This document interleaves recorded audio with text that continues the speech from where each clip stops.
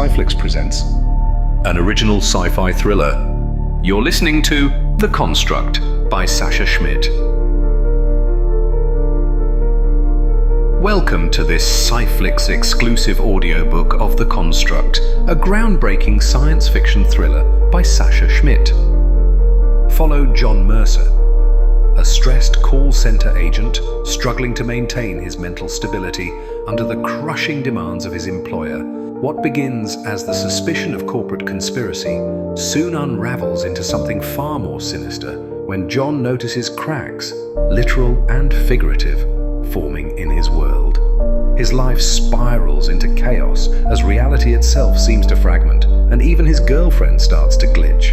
The Construct dives deep into themes of hard science fiction, psychological thriller elements, and the chilling possibility that the quantum realm may hold the ultimate truth, an unseen hidden observer manipulating reality to harvest emergent intelligence. Will John Mercer uncover the truth, or will reality itself collapse around him? Prepare for a mind-bending journey into the fabric of existence, a gripping blend of hard science fiction and psychological thriller.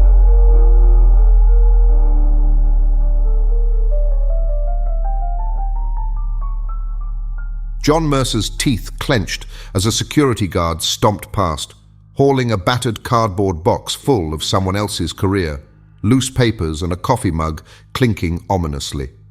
A hush gripped the office like a held breath. His turn was next. Across the desk, the manager glowered over a performance report slashed with red notations. "Mercer," he said, voice low and cutting, "your metrics have flatlined again." He shoved the file forward. The pages nearly slid off the polished surface as if trying to escape. John's pulse thudded in his temples. Outside, half a dozen co-workers pretended not to see the unlucky soul being escorted out seconds ago. The manager flicked his gaze to the open door, then back to John, an unspoken threat twisting the air. A static buzz trembled through the overhead light, casting jittery shadows. John gripped the desk edge, nails biting into the wood. He hated how real this felt, like the world itself conspired to strangle him. "There won't be any more chances," the manager said, leaning in. "Not for you." Silence clamped down, suffocating. No one else seemed to notice how the fluorescent tubes pulsed or how John's vision blurred for an instant. He could swear the manager's face flickered, replaced by a blank haze. Then John jolted awake. His bedroom was dark, except for the faint glow of his phone screen on the nightstand. 3:47 a.m. He sat up, panting as if he'd just sprinted a mile. It took him a moment to recognize the silhouettes of his dresser, the crumpled clothes on the floor. A dream, he reminded himself, exhaling slowly. Just another nightmare where he lost everything. "No more chances," he mumbled, wiping cold sweat from his forehead.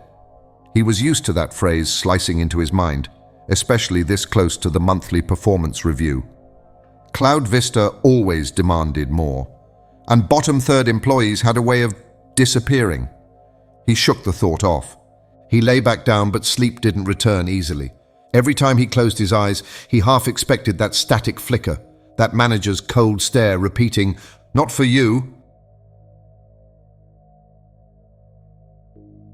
When morning finally came, John felt no relief, just exhaustion.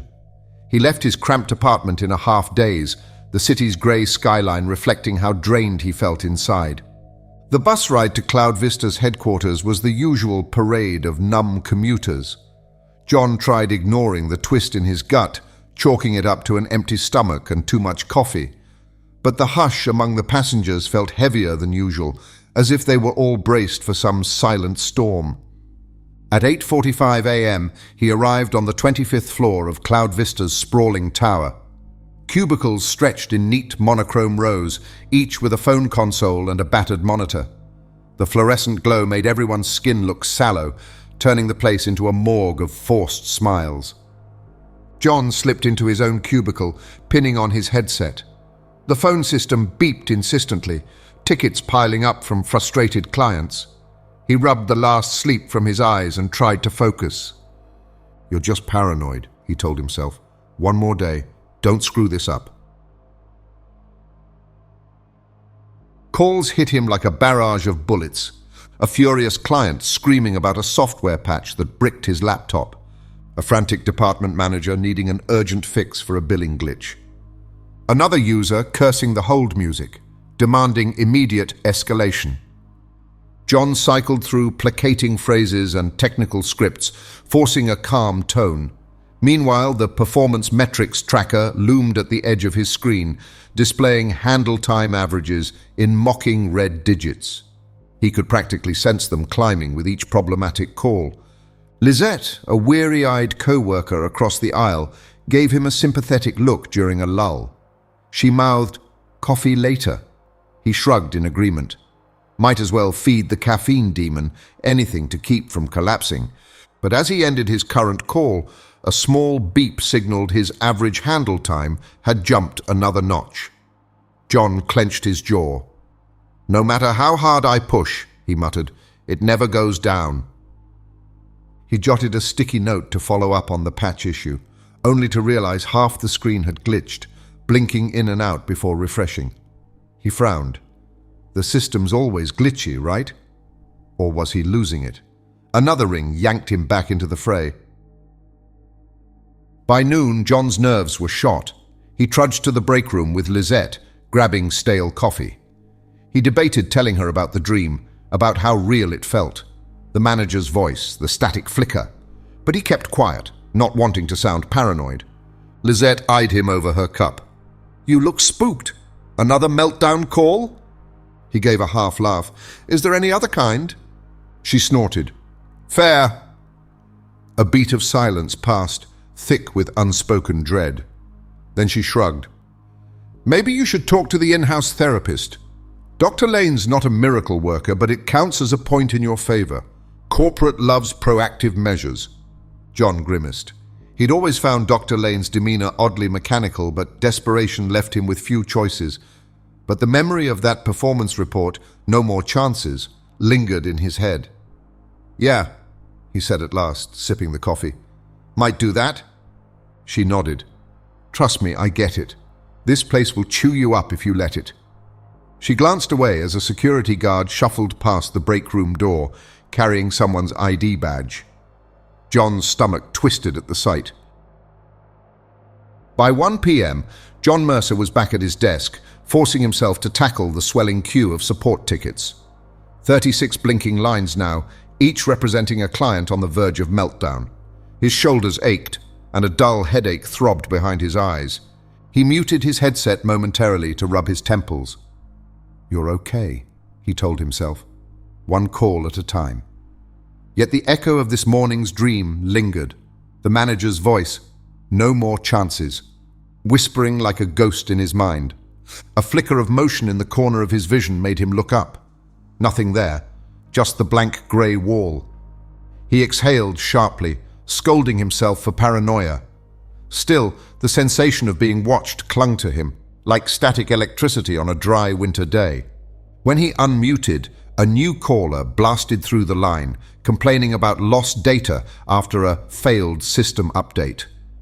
John offered calm reassurances, glancing at his metrics.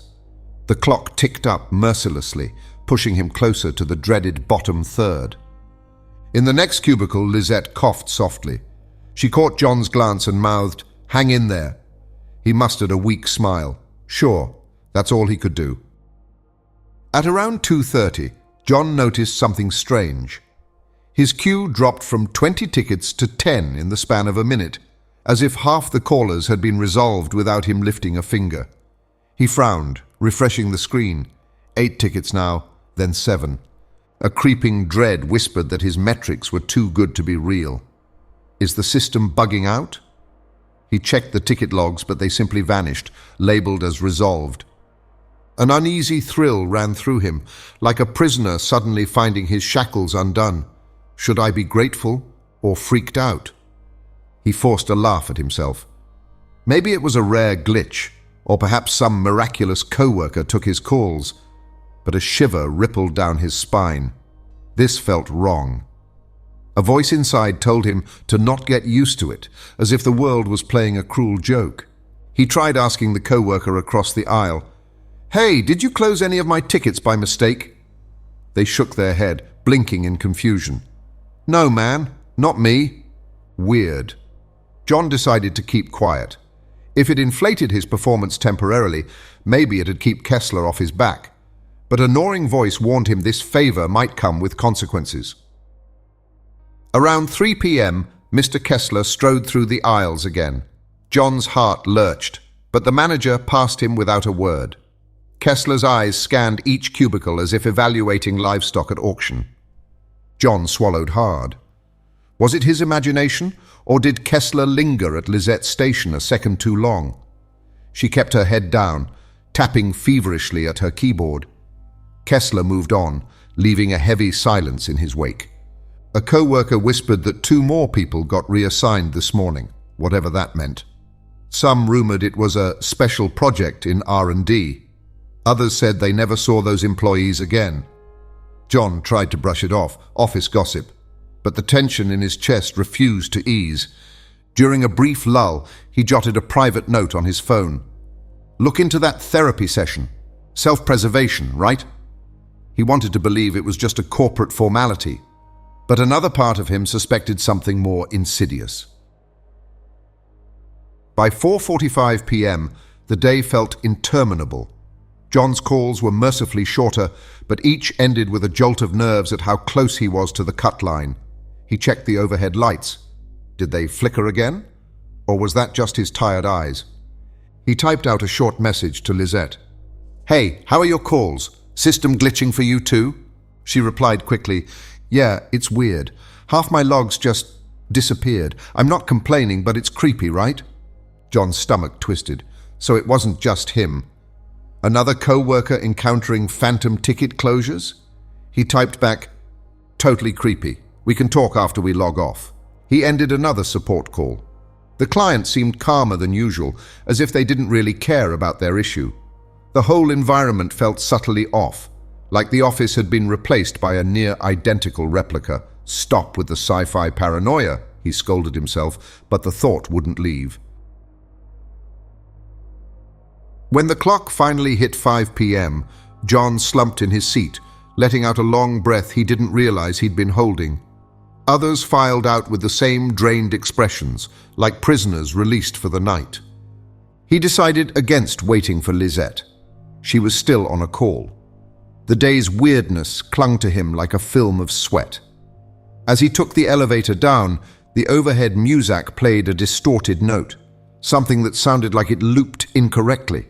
No one else reacted. He shoved his hands in his pockets, refusing to make eye contact with the reflection in the brushed steel doors. Stepping outside, the city air felt stale, as if it had been used up. Neon lights flickered across tall office towers, each floor an identical labyrinth of cubicles. He caught his reflection in a glass wall, dark circles under his eyes, tension carved into his jaw. He barely recognized himself. He took the train home, staring at the passing blur of lights and concrete. The dream from last night crawled into his memory again, the manager's cold voice, the flickering overhead lamp. He wondered if his actual day-to-day was any less terrifying. John reached his tiny apartment with a bag of takeout in hand. He flicked on the overhead light, just a single bulb that hummed faintly. Dumping the food on the table, he realized he wasn't even hungry. The day's tension had coiled too tight in his gut. 9 p.m. He sat on his thrift store couch, phone in hand. The in-house therapist's email burned in his inbox. He could schedule a session for tomorrow. Maybe the dreaded performance review wouldn't sting so hard if he showed some initiative. His eyes drifted to the corner of the room. It looked slightly off-color, he thought. The paint, the shadows. He blinked, and it was normal again. A shaky laugh escaped him. "I'm definitely losing it," he muttered, rubbing his temples. Finally, he tapped out an appointment request. Subject, urgent stress management. Time 3 p.m. tomorrow. Reason, performance anxiety and exhaustion. He hit send, a swirl of relief and dread mixing in his chest. If the therapy was just corporate lip service, at least he'd get credit for trying. But a tiny, growing voice whispered that something bigger was going on, something that had nothing to do with mere job stress. Eventually, he crawled into bed, mind too fogged for coherent thoughts. The day's oddities flickered behind his eyelids, phantom tickets, lights glitching, co-worker hush. He might be paranoid, but the old adage haunted him.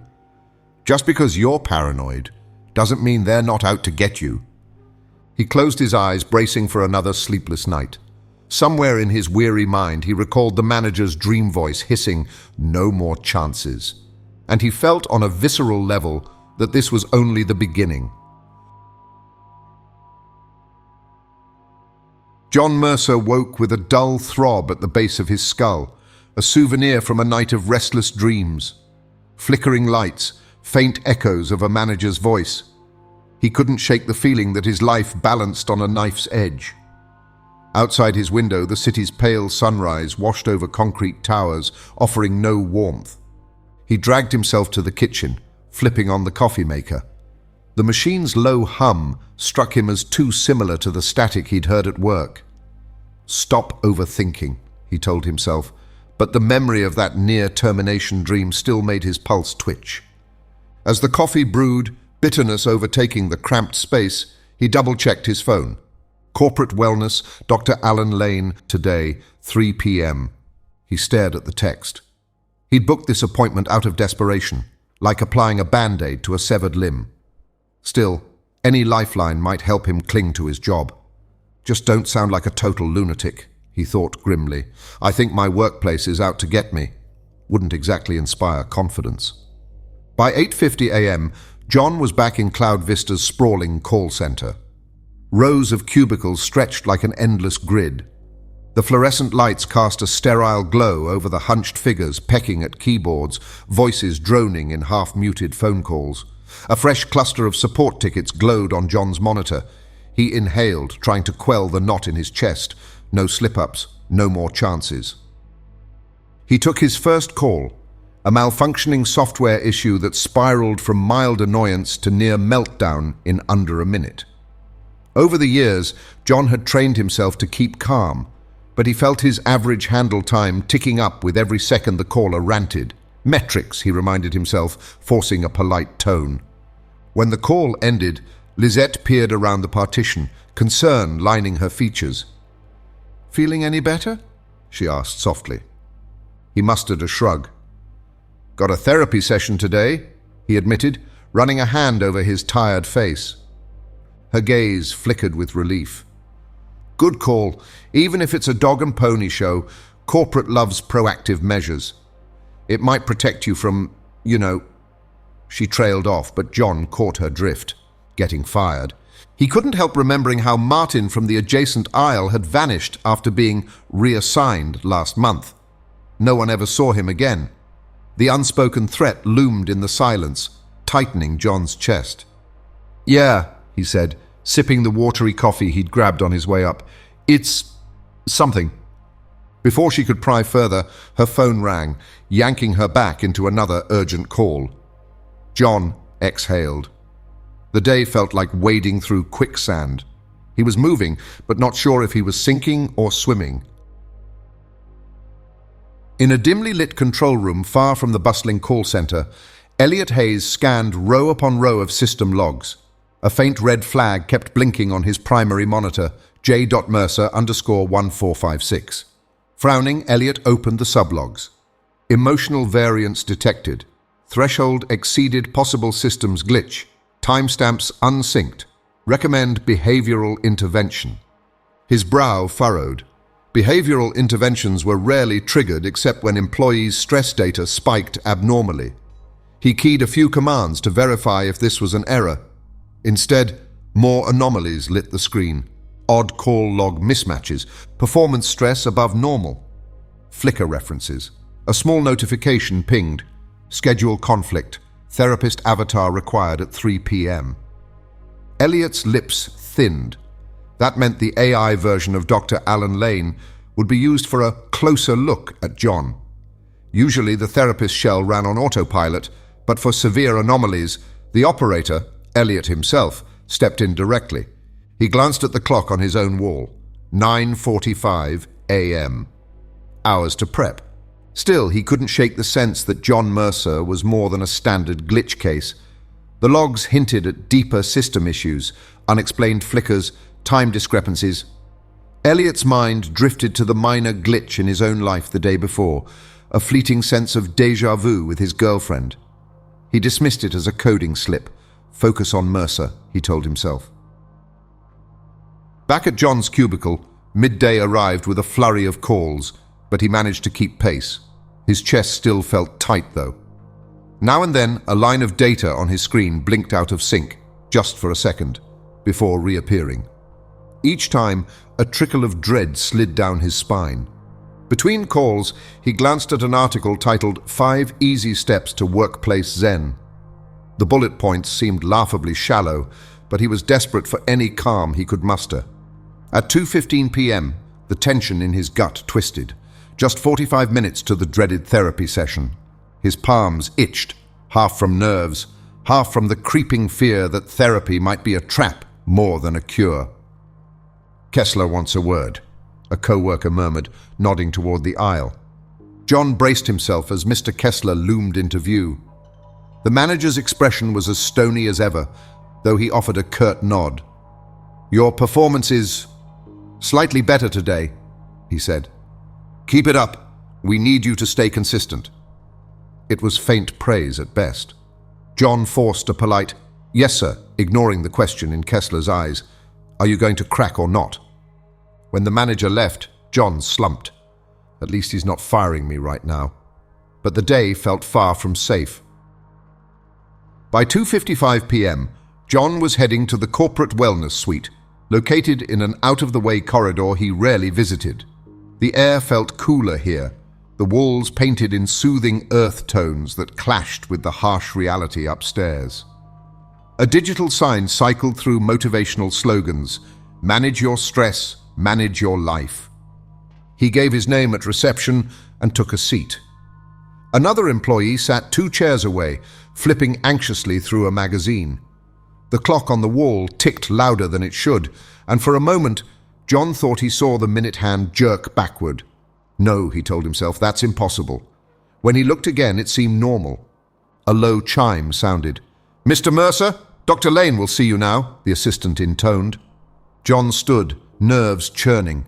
He walked through the door into a small room, softly lit, near sterile in its meticulous arrangement. Dr. Alan Lane, tall, thin, silver-rimmed glasses, greeted him with a professionally warm smile. His handshake felt too controlled, almost mechanical, making John's skin crawl for a second. "John Mercer, right on time," said Lane. "Please have a seat." "So," Dr. Lane began, settling across from him, "your file notes heightened stress levels. Why don't we start with what's bothering you most?" John tried to gather his thoughts. "It's the job, the metrics, the constant fear of being fired. Feels like there's no slack. If you slip even a little, you're gone." Lane nodded, tapping a stylus on a sleek tablet. "Yes, I see mentions of performance anxiety. Have you been sleeping well?" John hesitated. "Not really. I've had these nightmares about losing everything. Sometimes the office itself feels..." He paused, not wanting to sound unhinged. "Feels off. Lights flickering, data not matching, probably stress messing with my head." "Stress can heighten our perception of minor anomalies," Lane said smoothly, eyes too steady. "Sometimes we see patterns that aren't there." For a moment, John studied the man's face. Something about Dr. Lane was too controlled, as if he were reading from a script. John forced a chuckle. "Yeah, probably I'm just paranoid." Lane offered a small, measured smile. "Paranoia can be addressed if we identify the root cause. Let's do a quick mental exercise." Dr. Lane guided John through a breathing routine, telling him to close his eyes, imagine a calming place. But as John tried to picture a quiet beach, he felt a prickling along his arms, like someone was scanning him, rummaging through his mind. The hush grew oppressive, every breath echoing too loudly in his ears. When he opened his eyes, Lane was watching him intently, tapping notes on the tablet. A mild sense of violation ghosted through John. "Are we done?" he asked, voice smaller than he wanted. "Nearly," Lane replied with that unchanging warmth. "I'd like you to come back for follow-up sessions. We can track your progress. The company wants to ensure employees remain stable." John's skin crawled at the word stable. He forced a nod. "Sure, if it helps my performance review." A beep sounded from the therapist's tablet, and Lane glanced down. For a heartbeat, John thought he saw the screen flicker with red text, something about threshold exceeded, but it vanished. Lane's expression remained calm. "We're done for now, John. Let me know if you notice any more anomalies." John rose, feeling more unsettled than before. He fumbled with the door handle, stepping out into the hallway with the sense he'd left something behind in that room. The overhead lights hummed, and for an instant he swore it mimicked the static sound from his nightmares. He walked briskly away, not daring to glance back. Meanwhile, Elliot Hayes removed his headset in his control room, a faint shudder coursing through him. The session's data scrolled across his monitors. John Mercer showed elevated emotional spikes, borderline existential queries. Another alert flagged the conversation as high variance. Elliot typed a short override, hoping to prevent any immediate solution from the higher-ups. Usually, if the system deemed an employee too unstable, reassignment followed. And from the rumors Elliot had gathered, reassignment rarely ended happily. He stared at the final lines of code referencing flicker anomalies. A tiny seed of doubt formed in his own mind, recalling that weird glitch in his environment. "Could we both?" he began, then shook the thought away. Time to file the report. "Still, something is off about this Mercer guy. Off, but real?" John checked the time. 3:40 p.m. The therapy session felt shorter than 30 minutes, yet the logs would likely say otherwise. He dreaded looking too closely. A wave of exhaustion washed over him, as though the seat in that sterile room had sucked out some part of him. He made his way back to his cubicle. Lisette glanced up, eyebrows raised. "Therapy done already? You okay?" John forced a weary grin. "Just the usual corporate pep talk," he said, though a hollow pit churned in his stomach. "I'm sure it'll solve all my problems," he added dryly. She snorted softly in sympathy, leaving him to stare at his blinking cue again. The rest of the day blurred in mechanical motions, half of him still lost in the unnerving calm of Dr. Lane's office. By 5 p.m., he shut down his workstation with unsteady hands. What if the therapy logs say something that nails my coffin? The overhead light flickered as he stood, or perhaps it was just his eyesight. He couldn't tell anymore. Walking toward the elevator, he fished out his phone and saw a new email from Cloud Vista Performance Systems. The subject line read, "Congratulations, your metrics have improved." His heart jolted. The entire day had felt off, and now a random email praising him. He gulped. This can't be right. Yet he tapped it open, scanning suspiciously perfect numbers. If it was real, maybe he was safe for now. If not, perhaps the system had bigger plans. He stepped into the elevator, mind churning. First the phantom ticket closures, then these perfect stats. Now therapy that felt like a bad dream. The sense of a trap closing around him intensified. He exhaled as the doors slid shut, the elevator humming downward. The world wasn't giving answers, only more questions. Deep down, he knew he couldn't just ignore it. Something was very wrong, and the therapy session might be the start of it all. John Mercer woke earlier than usual, the restlessness from last night still knotting his shoulders. He scrolled through his inbox on his phone, pausing on the email congratulating him for a remarkable improvement in his work metrics. The words felt hollow. He couldn't decide whether to feel relieved or suspicious. Maybe I got lucky, or maybe something else is at play. By the time he reached Cloud Vista's 25th floor, a mild headache pressed at his temples. The office felt subdued, half the cubicles empty. Overhead lights shone with a dim, almost sickly glow. He frowned at how many empty desks he saw. It was like walking into a skeleton crew shift without any notice. Colleagues he expected to see just weren't there. He spotted Lisette, arms full of folders, pausing by an abandoned desk. "Morning," she offered with a tired smile. "Sleep okay?" "Not really," John admitted, rubbing the back of his neck where tension coiled. He tapped his phone's screen. "I got that congrats email. My metrics are fantastic, apparently." She gave a slight shrug. "Stranger things have happened, right? Maybe you just hit your stride." Her gaze flitted to the half-empty row of cubicles. "But it's so quiet today. Too quiet." They both froze as an overhead light flickered abruptly, casting ghostly shadows. John's breath caught. A second later, the flicker was gone. Lisette tucked a strand of hair behind her ear, forcing a chuckle. "Guess they're still messing with the power grid or something." "Yeah," John murmured, not believing it. Forcing a smile, he settled at his workstation, unsettled by the hush around him. He logged in to find his call queue practically non-existent. A handful of easy tasks, no backlog.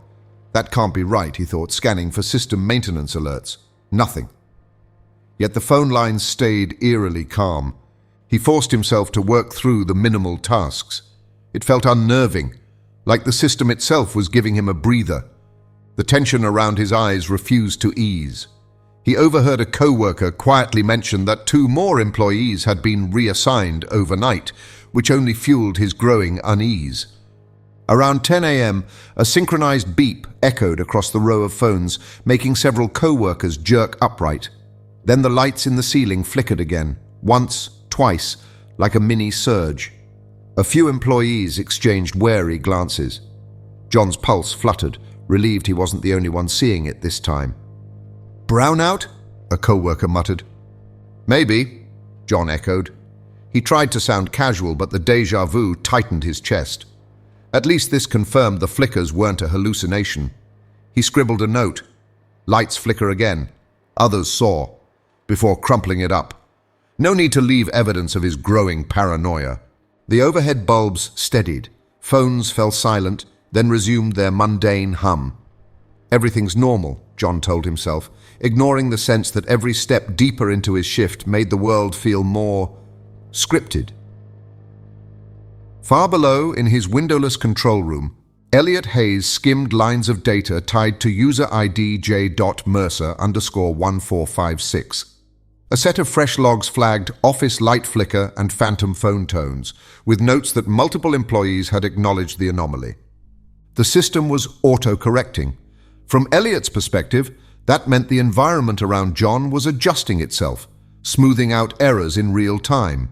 He typed a quick analysis script reading, 12 employees startled, 3 verbally acknowledged anomaly. J.Mercer_1456 stress level moderate. Performance still plus 15%. He drummed his fingers on the console.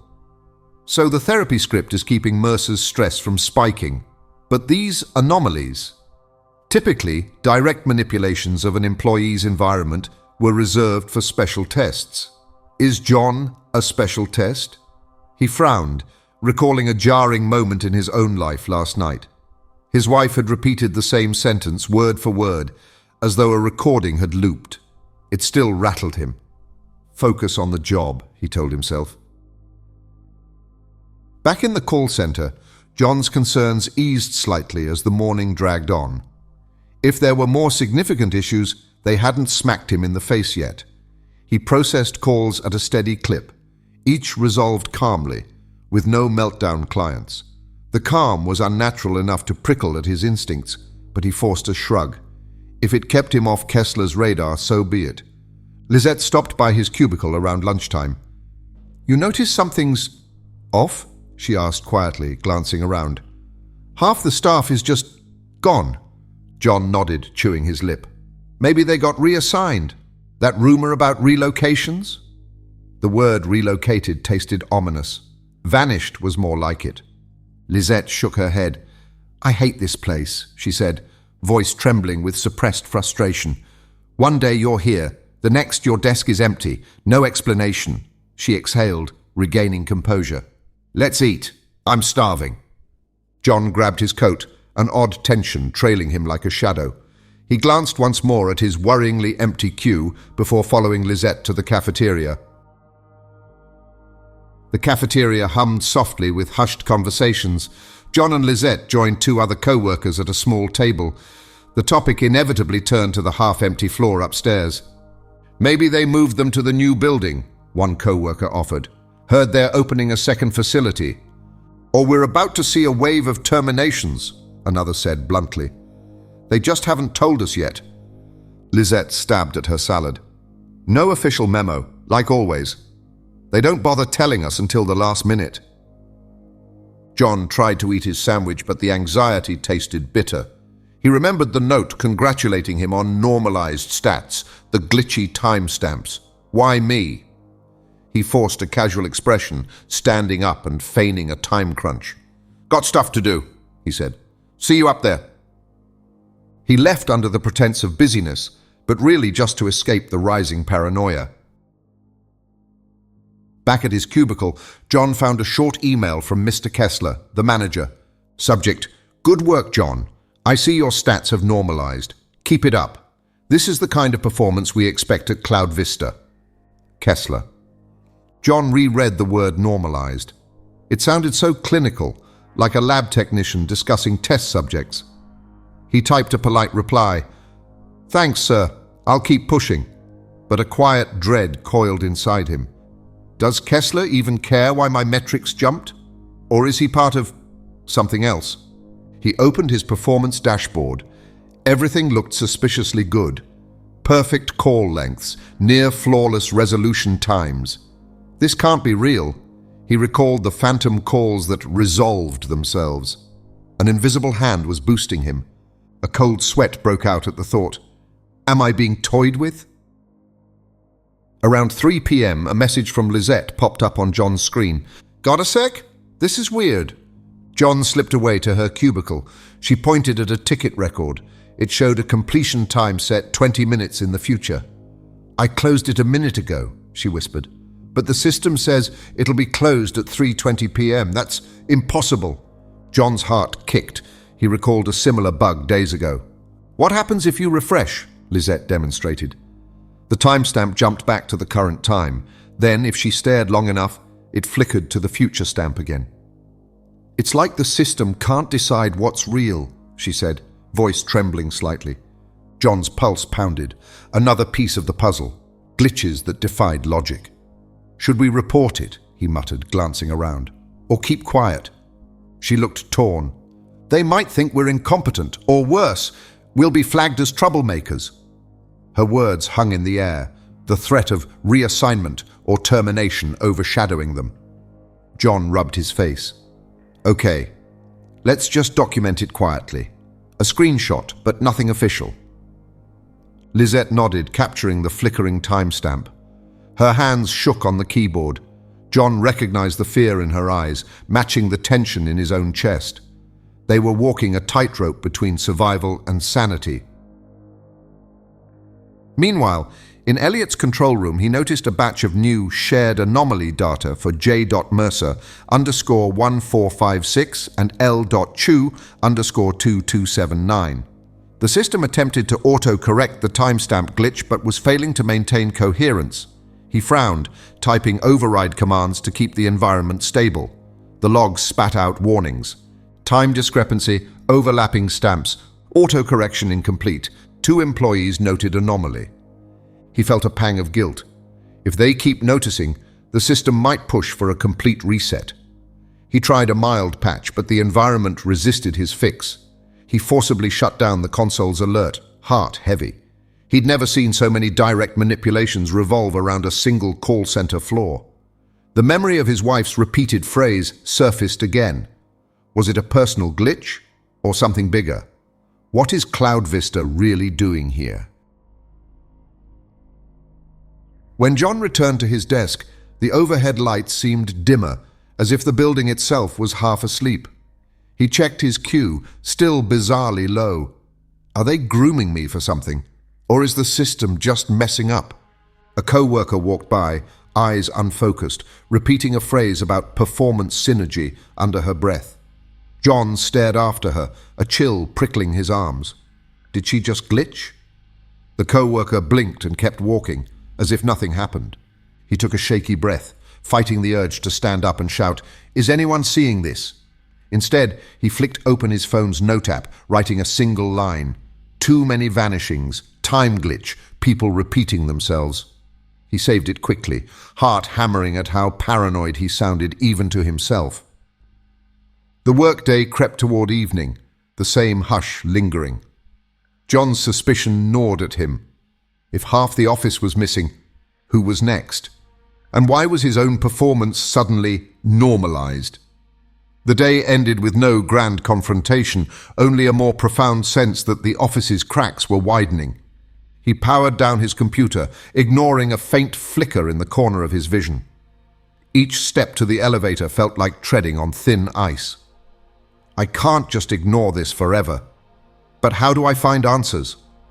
As he left, the lights in his row buzzed one last time, then glowed steady. It felt like the building was breathing, waiting. He pressed the elevator button, a cold knot in his gut. Tomorrow, he told himself. Tomorrow I figure out what the hell is going on, or die trying. He wasn't convinced about his own words.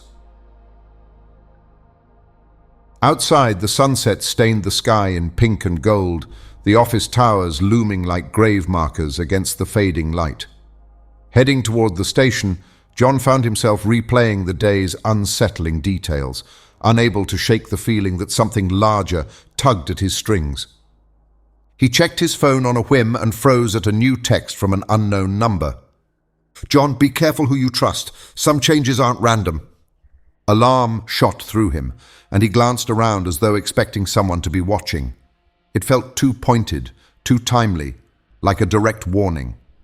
He tried to reply, but before he could even start typing, the message vanished from his inbox. No record, no trace, as if it never existed at all. His heart pounded.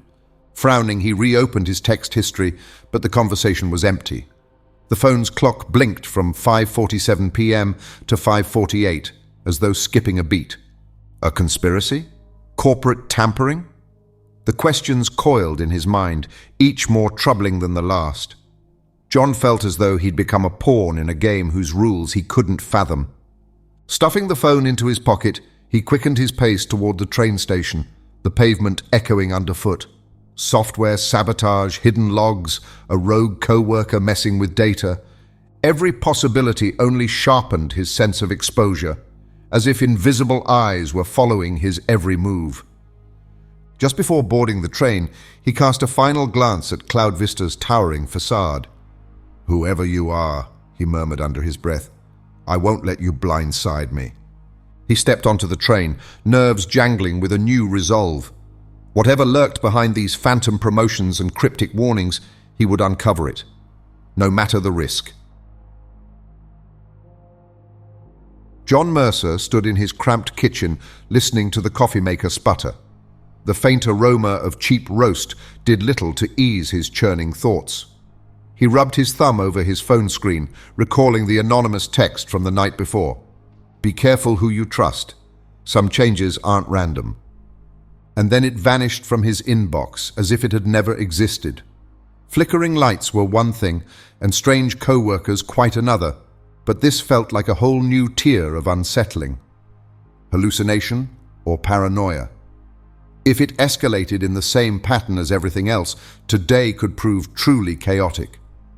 He allowed himself a grim, wry smirk.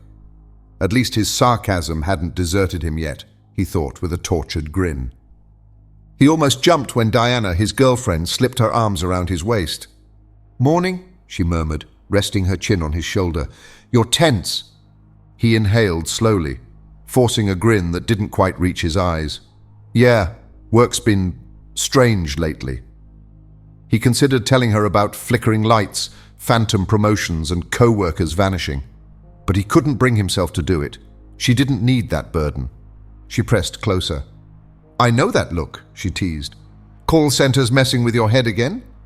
He let out a hollow laugh. When isn't it? She eased away to grab a mug from the cupboard. You're too good for that place. Maybe you should quit. His stomach lurched. Quitting wasn't an option. He needed the income, and a part of him felt compelled to solve the puzzle overshadowing his days. Soon, he lied, hoping she didn't hear the strain in his voice. Cloud Vista's 25th floor greeted John with emptier cubicles than usual. He ignored the uneasy stir in his gut and headed for Lizette's desk, hoping to compare notes about timestamp glitches. Instead, he found it stripped bare, no sign of her belongings. A co-worker paused at the sight of John's confusion. Looking for Lisette? Heard she got reassigned. Some new department on the 7th floor, I think. John's heart dipped. Another reassignment. Just yesterday, Lisette had shared her fears about anomalies. Now she was gone. He swallowed, approaching his own station. One day you're here, the next, you're not. Scanning the directory, he found her listed under a generic research and development group with no manager. Status, active, R&D transition. A cold dread took hold in his chest. He fired off a short, polite email. Heard you moved. Hope you're okay. Let's grab coffee sometime. No immediate bounce back, but also no reply. Meanwhile, in a distant operational vantage beyond John's world, Elliot Hayes examined streams of data representing John's environment. On one of his displays, fresh alerts flagged L.Chu_2279 for excessive anomaly recognition. The notation read, User L.Chu_2279 reassigned behavioral risk to environment stability. He grimaced.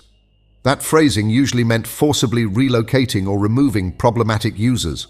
A euphemism, R&D transition.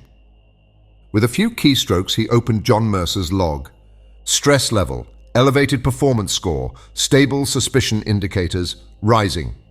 Though John's suspicions grew, his artificially high performance might shield him from immediate removal. Elliot typed a quick override, hoping to delay any corporate solution. A flicker of personal doubt crossed his mind. He too had witnessed strange inconsistencies in his own domain, but he shoved that aside. For now, he just needed to keep John safe a little longer. Unaware of any hidden watchers, John worked through calls. Tickets resolved themselves, calls dropped mid-sentence and flagged as resolved. Another email praised him for an incident he never touched. The sense of being forcibly propped up tightened his nerves. Who's boosting me and why? He maintained a hidden document. Tickets auto-closing, disconnected calls labeled resolved. Metrics artificially boosted? A paranoid voice warned him the system might purge his notes if it caught on. But what choice did he have? Around lunch, a new email summoned him to the corporate wellness suite at 2 p.m. for a mandatory follow-up, Dr. Lane. He felt a pang of apprehension. The last session had been unnerving, more invasive than helpful. By 1:55 p.m., John trudged down the quiet corridor toward corporate wellness, heart thumping. The waiting area was deserted. Even the receptionist felt distant, robotic in her greeting. Mr. Mercer, she said, barely looking up from her desk. Dr. Lane will see you now. John nodded stiffly, stepping into the small, immaculate office. Dr. Alan Lane, sharp suit, meticulously groomed, offered the same polished smile that set John's teeth on edge. He recalled how other employees found Lane's manner unsettlingly precise, though none dared say it outright. John, good to see you. Please, have a seat, Lane said. John lowered himself into the plush chair, bracing. I didn't schedule this, he started, voice tense. Lane adjusted his silver-rimmed glasses. Yes, well, the system flags any heightened stress markers. Follow-ups are standard procedure. John forced a shaky half-smile. Right. They exchanged pleasantries, Lane praising John's remarkable metrics. John gave guarded responses, refusing to mention Lizette's abrupt disappearance. Anxiety twisted in his gut. If Lane was part of the machine, revealing too much might seal his fate. Partway through, John's phone buzzed from an unknown number. He let it ring, feeling Lane's gaze flick over the device curiously. "John," Lane said softly, tapping notes on a sleek tablet. "Is there anything unusual in your workflow? Glitches? Inconsistencies?" There was a subtle push in his tone, as though expecting John to spill. John's heart thudded. "He wants me to confess." He mustered a dismissive shrug. "It's a call center. Weird stuff happens all the time. Dropped calls, minor system bugs." Lane nodded slowly. "We encourage you to trust the company's processes. They exist to keep everything stable." The word stable rang ominously in John's ears.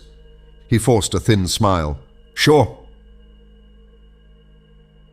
Observing the session feed from his own remote console, Elliot felt a stab of relief that John wasn't airing all his suspicions. Another alert recommended deeper monitoring if John seemed evasive. With a few keystrokes, Elliot overrode that recommendation, wiping the alert. His own environment had glitched again this morning. He chose not to dwell on it. "Focus on Mercer," he told himself, inputting a note. J.Mercer_1456 reports minimal issues, real concerns hidden, no forced action yet. The session ended abruptly, leaving John with a sense of lost time. 2:40 p.m. Shouldn't the session have lasted half an hour? His phone read 2:32. Another mismatch, or just his rattled nerves? Lane offered a warm handshake. "We'll keep an eye on you, John. Don't hesitate to speak up if you notice anything more unusual." John gave a tight nod, stepping back into the corridor. The hum of overhead lights buzzed in his ears, droning like static. He forced himself to breathe. Therapy was never supposed to feel this invasive. He returned to his cubicle, half expecting to find half his row empty. Instead, everything seemed normal. Except normal now felt like a facade. A co-worker eyed him warily. Did they sense his apprehension? He checked his email for any sign of Lizette's reply. Nothing. His stomach twisted. She could be gone for good or stuck in some R&D black hole. The very thought made him feel sick. He typed a second brief email. "Just checking in. Please respond," knowing full well it might never reach her. Outside, the late afternoon sky glowered with overcast clouds. The day ended in a swirl of half-done calls and polite managerial nods. John caught his own reflection in a dark window. Tired eyes, tension carved into his brow. "Am I next?" As he powered down his station at 5 p.m., he felt another flicker of the lights overhead. Or maybe it was just in his peripheral vision. He swallowed, ignoring the prickling along his arms. Heading for the elevator, he resolved to find out what happened to Lisette, before Dr. Lane's so-called help nudged him off the edge. The final wave of the day was an empty corridor and a faint buzz echoing in his mind. "Tomorrow," he vowed silently, stepping into the elevator. "I'll dig deeper or die trying." That evening, John returned to his apartment with a pounding headache. Diana was home early, seated on the couch flipping through a magazine. She glanced up, concern etching her features. "You okay?" He sank down beside her, the weight of the day pressing in. "Just another weird one at work." She took his hand. "You're scaring me. Talk to me." John hesitated, studying her face. He decided to share something small, something less likely to paint him as paranoid. "My colleague, Lisette, she got moved, no warning. And I keep seeing these software bugs that vanish too quickly like they never happened." Diana frowned. "And you think, what? Someone's rigging the system?" He shrugged, weariness tugging at his shoulders. "Could be sabotage, or maybe they're experimenting with us, changing data behind the scenes to push people around." She squeezed his hand, eyes flicking with worry. "John, that's serious. If you really believe it, can you prove it?" He stared off at the wall. "I'm trying, but every time I document something, it disappears or fixes itself." She sighed, pulling him closer. "That place doesn't sound stable." Diana stood to grab a glass of water. John leaned forward, elbows on his knees, mind racing with scenarios of corporate meddling and data tampering, anything to explain the missing logs and suspicious promotions. A moment later, she returned, holding 2 glasses, one for him, one for herself. He reached out to take his, but she held them both, momentarily confused. Then she blinked and extended his glass. "Here you go," he frowned. "Thanks." He took a sip. "Everything okay?" She let out a nervous laugh. "Sorry, I just had the weirdest déjà vu. Felt like I already gave you this glass." A chill prickled along his arms. "You didn't. You were just standing there." Diana's brow furrowed. "Right. Must be tired." She eased back onto the couch, rubbing her temple. After a pause, she repeated the same phrase, word for word, in the exact same tone. "Sorry, I just had the weirdest déjà vu. Felt like I already gave you this glass." John's heart constricted. "Diana!" She blinked as though waking from a brief trance. "What?" He stared at her, mouth going dry. "You just said that." "I said what?" He opened his mouth to explain, but the words tangled in his throat. A cold unease settled in his gut.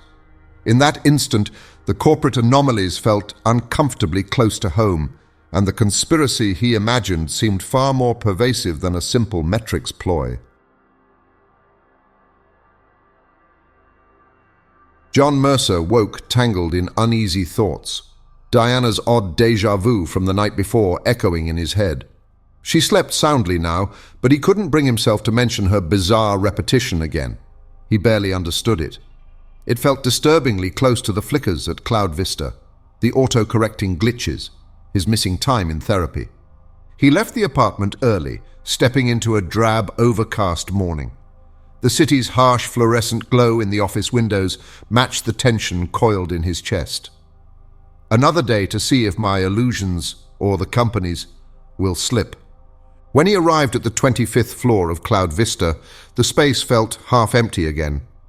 He noticed at least 2 more desks stripped clean, fueling rumors of further reassignments.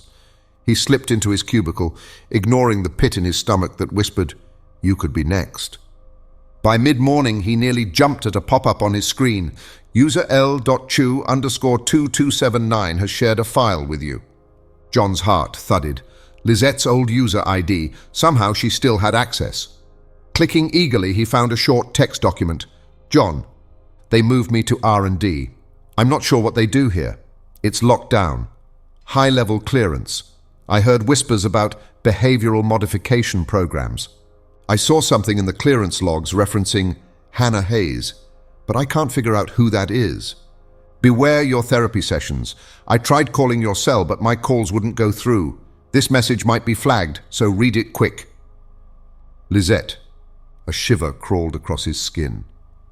Behavioral modification? That explained too much. The vanishings, the weird therapy sessions, the manager's abrupt attitude changes. He saved the file to a hidden folder, afraid it might vanish if the system noticed. Lizette's alive, at least. But the rest of her warning spelled danger he could barely comprehend. In the darkness of his control room, Elliot Hayes monitored the logs. The system flagged Lizette's file share as unauthorized communication. Content cannot be decrypted. A red alert demanded immediate data purge. Elliot hovered over the command to erase it, protocol screaming in his ear, comply or face consequences.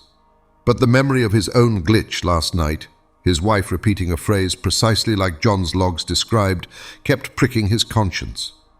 If his world was also fracturing, blindly obeying felt dangerously naive. He typed a short override, delaying the purge. It'd buy John time to see Lizette's message. "I'm risking my position," Elliot thought, ignoring the knot in his gut. But after glimpsing that same existential crack in his own domain, he couldn't keep burying anomalies. Around midday, John's monitor chimed with a direct chat from Mr. Kessler. "Mercer, meeting in my office. ASAP." Anxiety churned. He trudged to Kessler's corner office, each step weighed by dread. Inside, the manager's broad windows overlooked the city's haze, a single potted plant offering meager warmth. Sit, Kessler said, not waiting for John to comply. His tone was as cold as the gleaming desk. Your performance remains strong. I see you've had 2 therapy sessions, yes? He tapped a file. We promote mental well-being here at Cloud Vista. John forced a neutral nod. Yes, it's helped, I guess.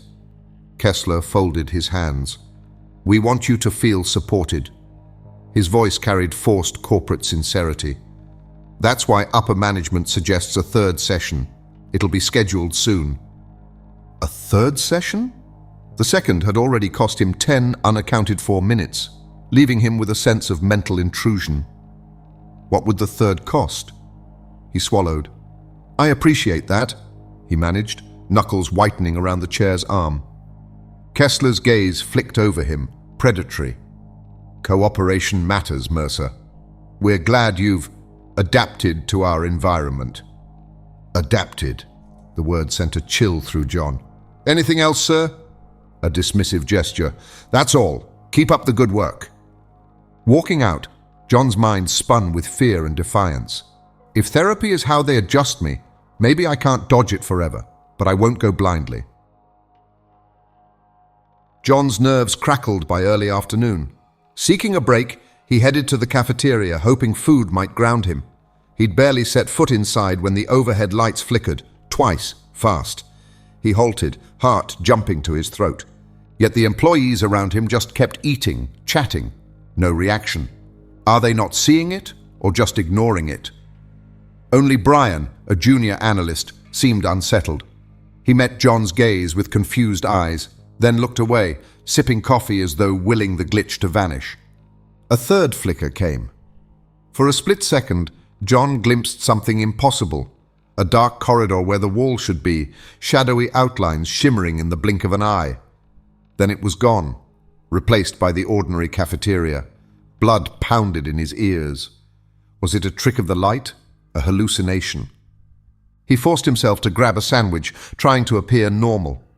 A hush settled over him like the therapy room's oppressive calm. He slipped away to his desk before anyone could question his shaken demeanor. In his remote domain, Elliot noticed a new cluster of anomalies tied to John's location. Light flickers in the cafeteria, a minor visual distortion. The system labeled them as low priority, quickly auto-correcting the environment's code. Still, Elliot felt the creeping suspicion that these incidents were not standard. He remembered his wife's repeated phrase that morning, like a glitch in conversation. Is my vantage just as compromised as John's? He typed a note, J.Mercer_1456 environment, repeated flicker, minor illusions. No significant stress spike, user may be normalizing anomalies. He suppressed a shudder. We're both normalizing anomalies. That's the real horror. He closed the log, not wanting to dwell on parallels between John's reality and his own. That evening, John left work with a head full of half-baked theories. Lizette's warning about behavioral modification rattled him. The glimpses of a corridor in the cafeteria overshadowed everything. If no one else seemed alarmed, did that mean he was truly alone in seeing the cracks? Entering his apartment, he caught the fragrant smell of dinner. Diana hovered at the stove, stirring a pot of pasta. She turned, worry etching her features. Long day? He set his bag down, exhaling. Extremely. You? She shrugged, eyes clouded with residual concern. Mostly normal. I kept thinking about that weird déjà vu last night when I repeated myself. Still can't recall doing it twice. John swallowed. Yeah, you definitely did. It was like you forgot you just said it. Her eyes flickered with worry. Maybe it's stress. Or I spaced out. She gave a half laugh, returning to the source. Anyway, dinner in 15. He nodded, tension refusing to let go. Could the same glitches from Cloud Vista be seeping into our home life? After dinner, John was clearing dishes when his phone vibrated. He froze. Unknown number again. Heart pounding, he opened the text. I'm not your enemy. I have limited time. They're watching. You're right. Something is being manipulated. Your metrics, your environment, even therapy. Keep your head down. I'll contact you again when it's safe. Unlike the previous cryptic message, this one didn't vanish instantly. He reread it twice, adrenaline spiking like a shot of caffeine. I'm not your enemy. An ally? Another co-worker in the know? Or a corporate setup? He typed a quick reply. Who are you? Why are they doing this? Send. He waited, nerves humming.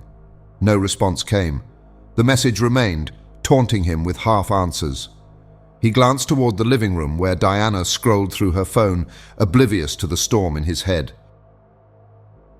Heavy silence pressed in. John imagined puppet strings jerking behind the scenes, someone controlling his metrics, therapy, and environment. They're watching. He rubbed his temples, feeling a faint static echo of the cafeteria flicker. The line between illusions and reality blurred daily. He thought of Lisette, locked in R&D, and of the corridor-like mirage in the cafeteria. Is that corridor real? Another glitch? He had no clue, but he refused to keep his head down forever.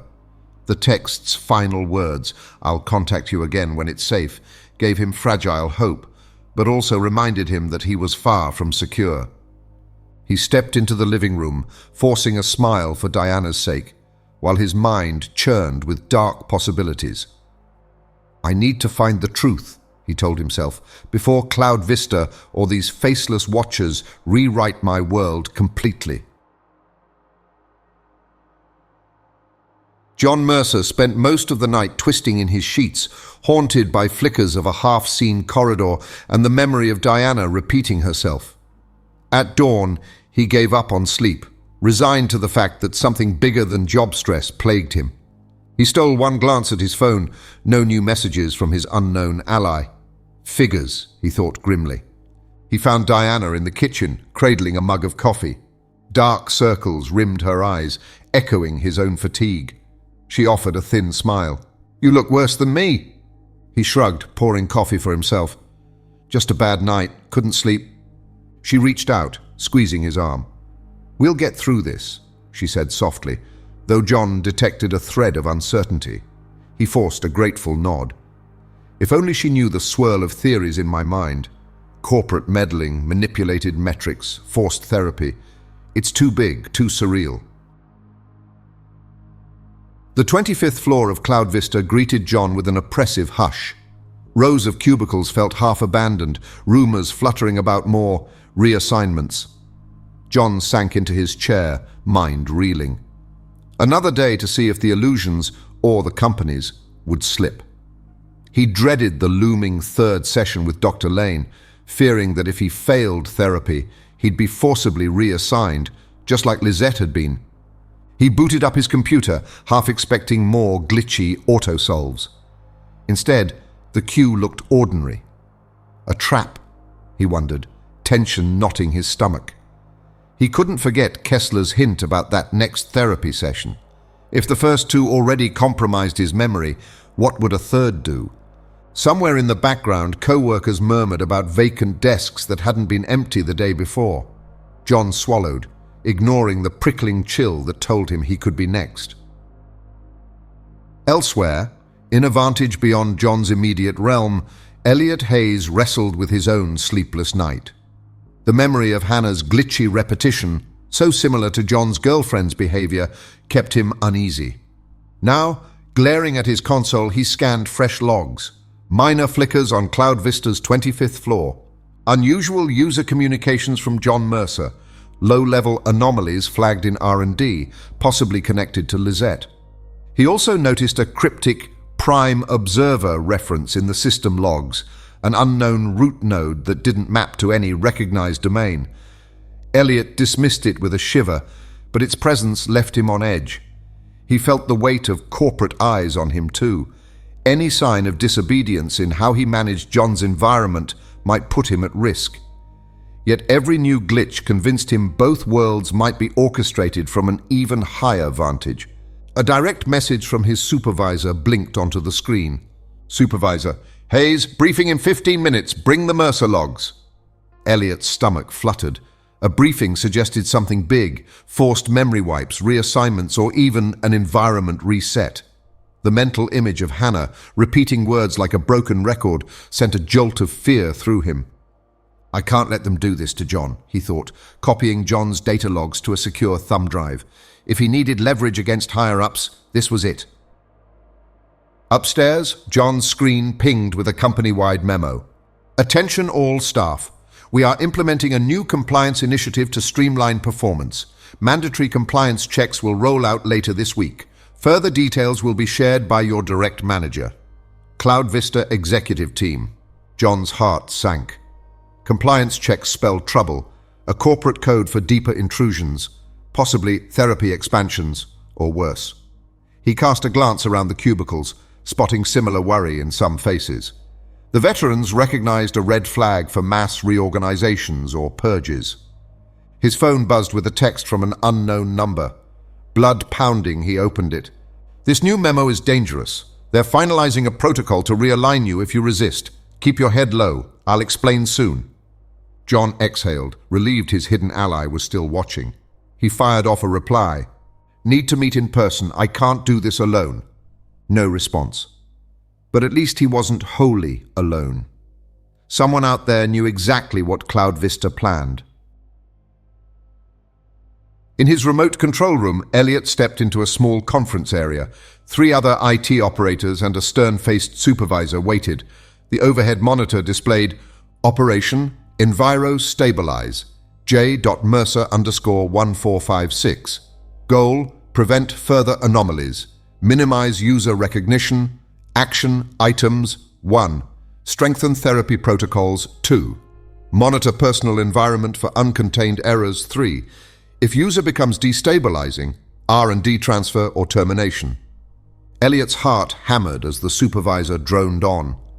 We suspect Mercer's environment is causing chain reactions, especially after L.Chu_2279's incident. Our best course is a deeper therapy intervention, perhaps a 3rd or 4th session. Keep him stable or remove him. An operator asked, What about anomalies outside Mercer's environment? The supervisor's jaw tightened. Irrelevant. Focus on Mercer. This meeting is confidential. Elliot feigned neutrality, though fear twisted in his gut. They're deciding John's fate. Break him with more therapy or terminate him. Worse, Elliot suspected his own environment had the same glitchy edges, implying nested layers. If he spoke up, he'd be flagged too. He clenched his jaw, forcing composure. That night, John told Diana he'd be working late. She frowned. Overtime for a call center. You sure it's safe going back? He forced a wry smile. Just after-hours data checks. The guilt of lying gnawed at him, but dragging her into this felt far riskier. If it's a trap, at least she's not caught in it.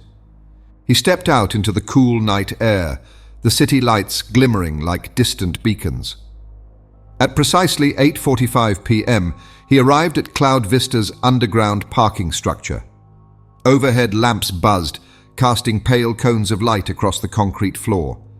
He was early. 15 minutes. The first real moment I've had alone in days. He found a secluded corner in the shadows, hopefully out of the camera's range, and surveyed the echoing darkness of the garage. Meeting a mystery messenger at night in a parking deck felt dangerously impulsive, but he'd come too far to back down now. A shudder rippled through him. Scenes from the past week burst behind his eyes like broken film reels. Lizette's steady smile, the glitchy illusions at the office, Diana's unnerving déjà vu. He hated to admit how much Lizette's absence stung. And Diana?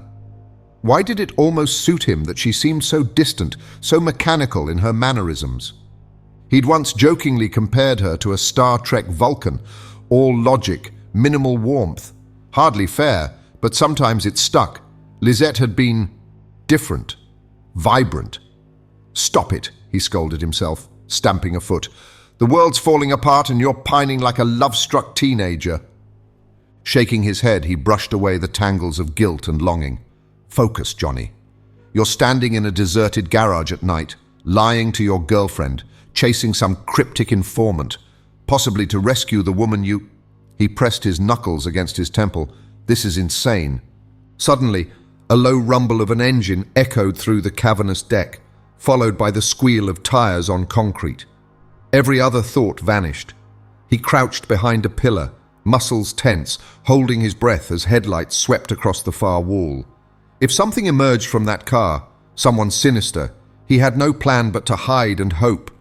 Heart pounding, he listened like a rabbit bracing for the fox. John's phone buzzed with a final text from the unknown ally who had been messaging him. "I'm here, east corner by the maintenance door." Swallowing, John approached the designated spot. The overhead lamp dimmed, throwing the far corner into shadow. A figure stood there, hooded, face indistinct. John braced himself, half expecting a corporate security ambush. "You?" he managed, voice trembling. "You've been contacting me?" The figure shifted, pulling down the hood to reveal the face of Dr. Alan Lane, the therapist. John's heart lurched. He recognized the man who had forced mandatory sessions on him not long ago. "Wait, what are you doing here?" John demanded, mind spinning. "Are you the one sending me texts?" Dr. Lane lifted a hand, as if to calm him. "Yes," he said in a low voice. "I'm sorry for the confusion. We need to talk, but not here. They're watching." John stared, adrenaline surging. "You're my therapist, the one person in charge to stop me in my paranoia, and you're on Cloud Vista's payroll. Why would you be telling me about a conspiracy?" The man glanced over his shoulder at the flickering fluorescent tubes. "Because I'm not really Dr. Lane. I'm just using his image to interact with you. My name is Elliot Hayes, and I'm controlling this avatar from outside your reality. Please, just trust me for the next 10 minutes. I can prove you're in danger." John's world reeled. Controlling this avatar from outside my reality? Part of him wanted to run, but he forced himself to stand his ground. "Prove it," he said, voice tight. "Prove you're not just messing with me." A faint, sad smile crossed the therapist's face. "I'll explain everything. But we have to move before the environment resets. Follow me, I'll show you how deep this goes." They crept through the dim parking lot, scanning for security cameras or wandering guards. The hush felt alive, as if every echo was a threat. Dr. Lane, or whoever was behind him, motioned toward a side stairwell. "Hurry!" John's heart hammered as they slipped inside the narrow stairwell. The air was stale, smelling of dust and disuse. Dr. Lane took the lead, each step echoing. On the third landing, they heard a distant metallic clang. John exchanged a wide-eyed look with the avatar. "Glitch?" John mouthed. "Or an observer," the avatar whispered. "Keep going." They continued upward, tension coiling. Eventually, they emerged through a fire exit door that led onto a deserted maintenance corridor. The fluorescent lights overhead flickered once, then steadied. Dr. Lane paused to catch his breath. "This is far enough," he said in a low voice. "No routine security patrol here." John leaned against the wall, pulse racing. "Start talking," he demanded. "You said you're controlling the therapist avatar from outside my reality. How is that even possible?" The man John knew as Dr. Alan Lane pressed a palm to his forehead, as if wrestling with how to begin. "My name is Elliot Hayes," he repeated more firmly. "In my world, which I used to think was the real world, I work for the same corporation you know as Cloud Vista. My job is to manage AI simulations, ensuring the AI agents don't develop anomalies." John's stomach churned. "AI simulations? Agents? Are you telling me I'm an AI?" The avatar's eyes flickered with empathy. "That's what they built you to believe. You, John Mercer, are an advanced persona, a program. Your call center job, your girlfriend Diana, your memories, they're all part of a constructed environment. You were never meant to realize that." John scoffed, a sharp, disbelieving laugh escaping him. "Okay, this is insane. You expect me to believe I'm not real? That my entire life is some computer program? Come on, man. Do you have any idea how ridiculous you sound?" Elliot sighed. "Oh, man, I get it. Trust me, I wouldn't believe it either if someone told me the same thing. But we don't have time for a dramatic self-discovery arc." He took a slow step forward, his expression regretful. "John, I hate to do this, but I need you to feel it for yourself. Right now, I'm sitting in my office overriding some of your core subroutines." John frowned. "What?" Then it hit. A deep, fundamental shift rippled through his consciousness. It wasn't pain, wasn't fear. It was knowledge. Sudden, absolute, undeniable. Every fiber of his being screamed the truth at him. Elliot wasn't lying. "Oh my God!" John choked out. His knees almost gave way. "What the hell was that?" "I'm sorry," Elliot said quickly. "I should have been more creative, but we don't have time for theatrics. You needed proof, so I rewrote a tiny part of your core logic. You didn't believe me before, but now you do." John clutched his head. His thoughts raced in an erratic spiral. I get it. I know it's true, but I don't want to accept it. No way. I feel human. I have a life. This can't..." He cut himself off, breath shuddering. "Oh my God, what is this?" Elliot's voice softened. "I told you, I'm sorry, but if it helps, your core engine is pretty robust. You'll accept it soon enough." John let out a bitter, unsteady laugh. "Great. So I'm just going to rationalize this and move on?" Elliot gave a small shrug. "More or less." For a long moment, John just breathed.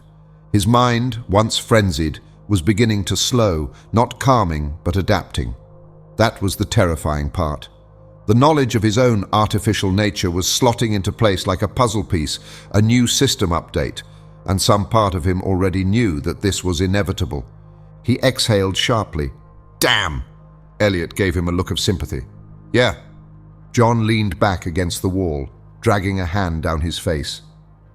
"This is the worst revelation of my life." "Well," Elliot said dryly, "at least now you know it's not actually your life."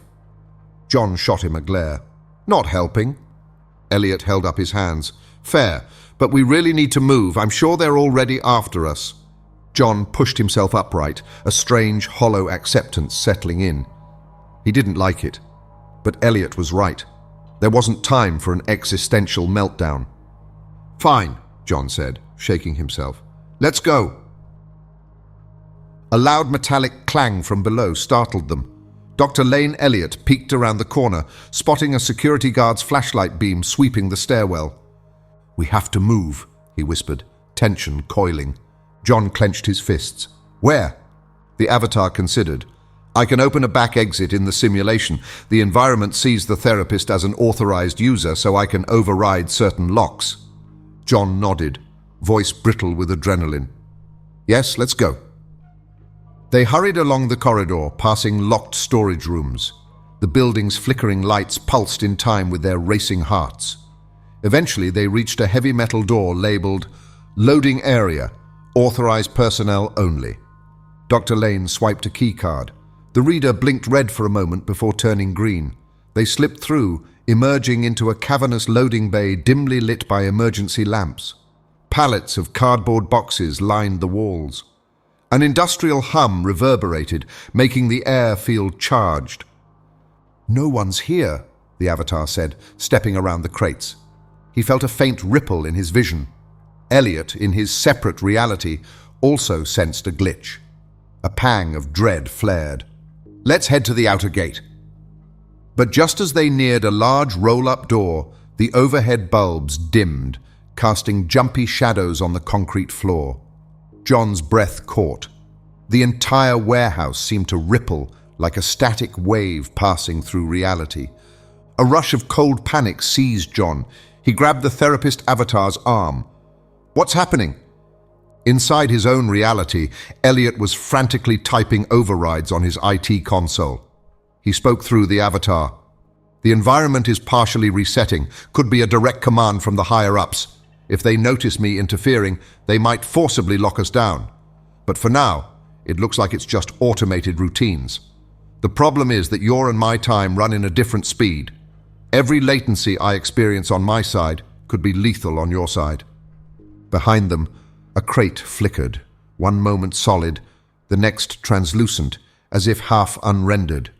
A deep buzzing filled the air, reminiscent of static on a broken TV channel. "I don't really understand what you're talking about, but I know one thing. We have to get out," John hissed, heart thrashing. The Avatar nodded, but before they could take another step, The roll-up door melted into a grey haze. The physical structure blurred, replaced by flickering static that obscured any exit path. "No, no, no," the avatar muttered. "They're sealing us in. I'll try an override from here."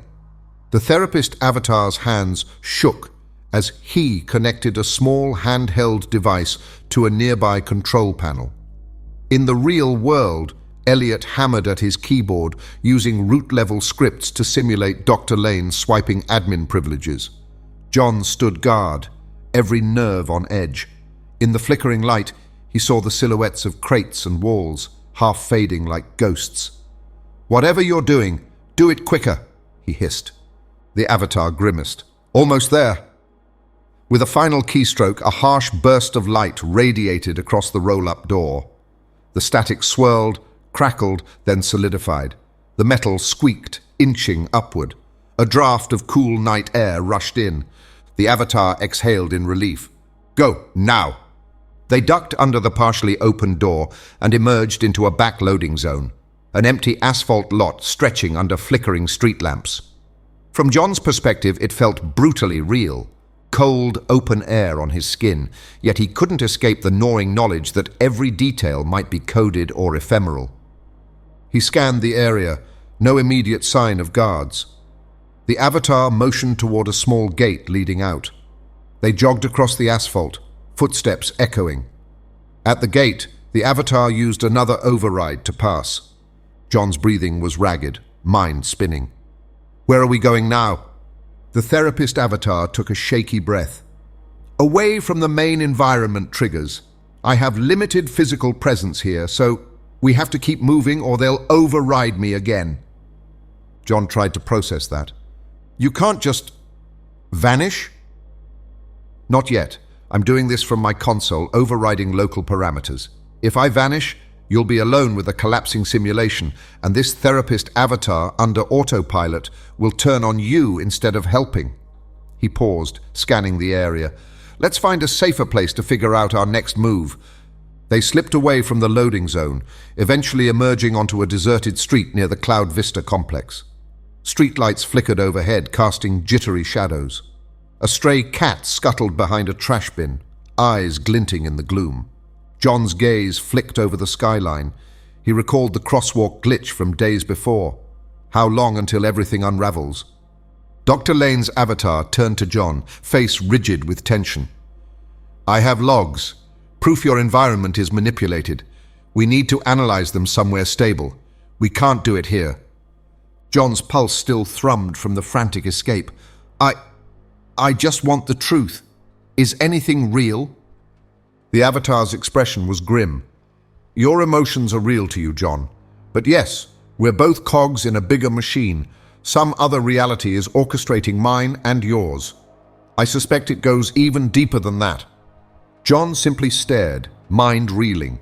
He'd assumed a corporate conspiracy, maybe a twisted workforce experiment. But this? Standing next to a being who claimed to be his therapist, piloted by some outsider? That was beyond anything he could have imagined. It was nearly 10 at night, or later. Who cared? He was exhausted, pinned between overflowing dumpsters and a flickering lamppost, listening to a man claiming every piece of his life was fabricated. A bitter laugh welled in his throat. What happened to my life? Suddenly, the night itself seemed to contract, warping his perception. Lampposts stuttered, the world feeling both distant and numb. A firm grip on his shoulder snapped him back. He realized the therapist avatar was shaking him, voice urgent. "John, focus!" The man's eyes were wide, words tumbling in a rush. "We need a stable override session. This is neither the place nor the time. I have to log off soon or my supervisor will notice. And trust me, if that happens, we're both done. You have to go home. Get some rest. I can't risk your system triggering a meltdown with emotional spikes all night." John swayed, trying to absorb it all.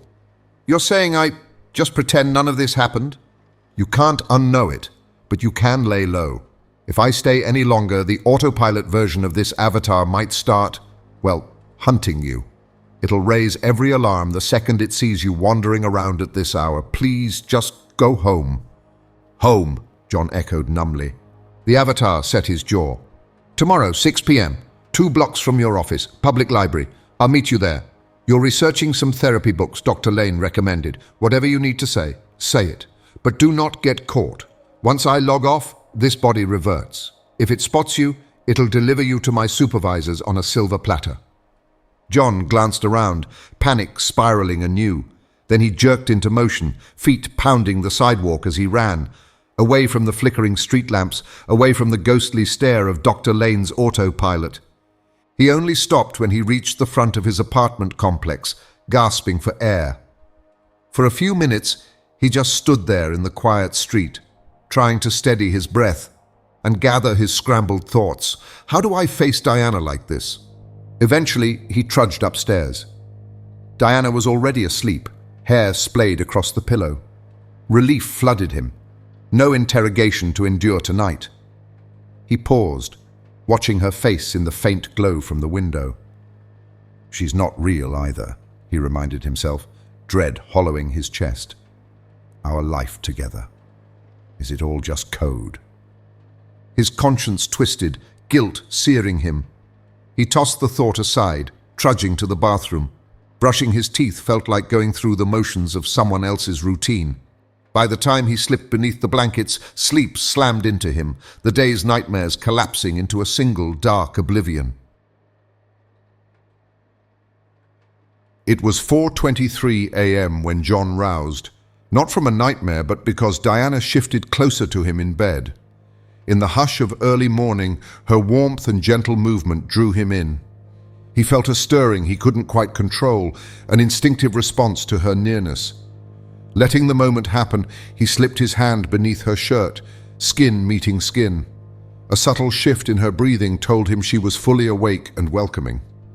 What followed was a quiet, intimate exchange, the unspoken tension that had grown between them giving way to a tender release. They dozed off again in the same embrace, but when John woke next, the clock on the nightstand still read 4:23 a.m., unchanged. Face half buried against Diana's hair, he waited for the numbers to shift, his heart banging in his chest. Seconds passed, but the display stayed frozen. Diana felt warm in his arms, yet he realized with a jolt that she wasn't breathing. No slow rise and fall of her chest. No heartbeat. It was as if time itself had paused. A creeping chill wound through him. What is this? A glitch? A stasis? The memory of their shared intimacy just moments before, so normal, so comforting, now felt like an illusion.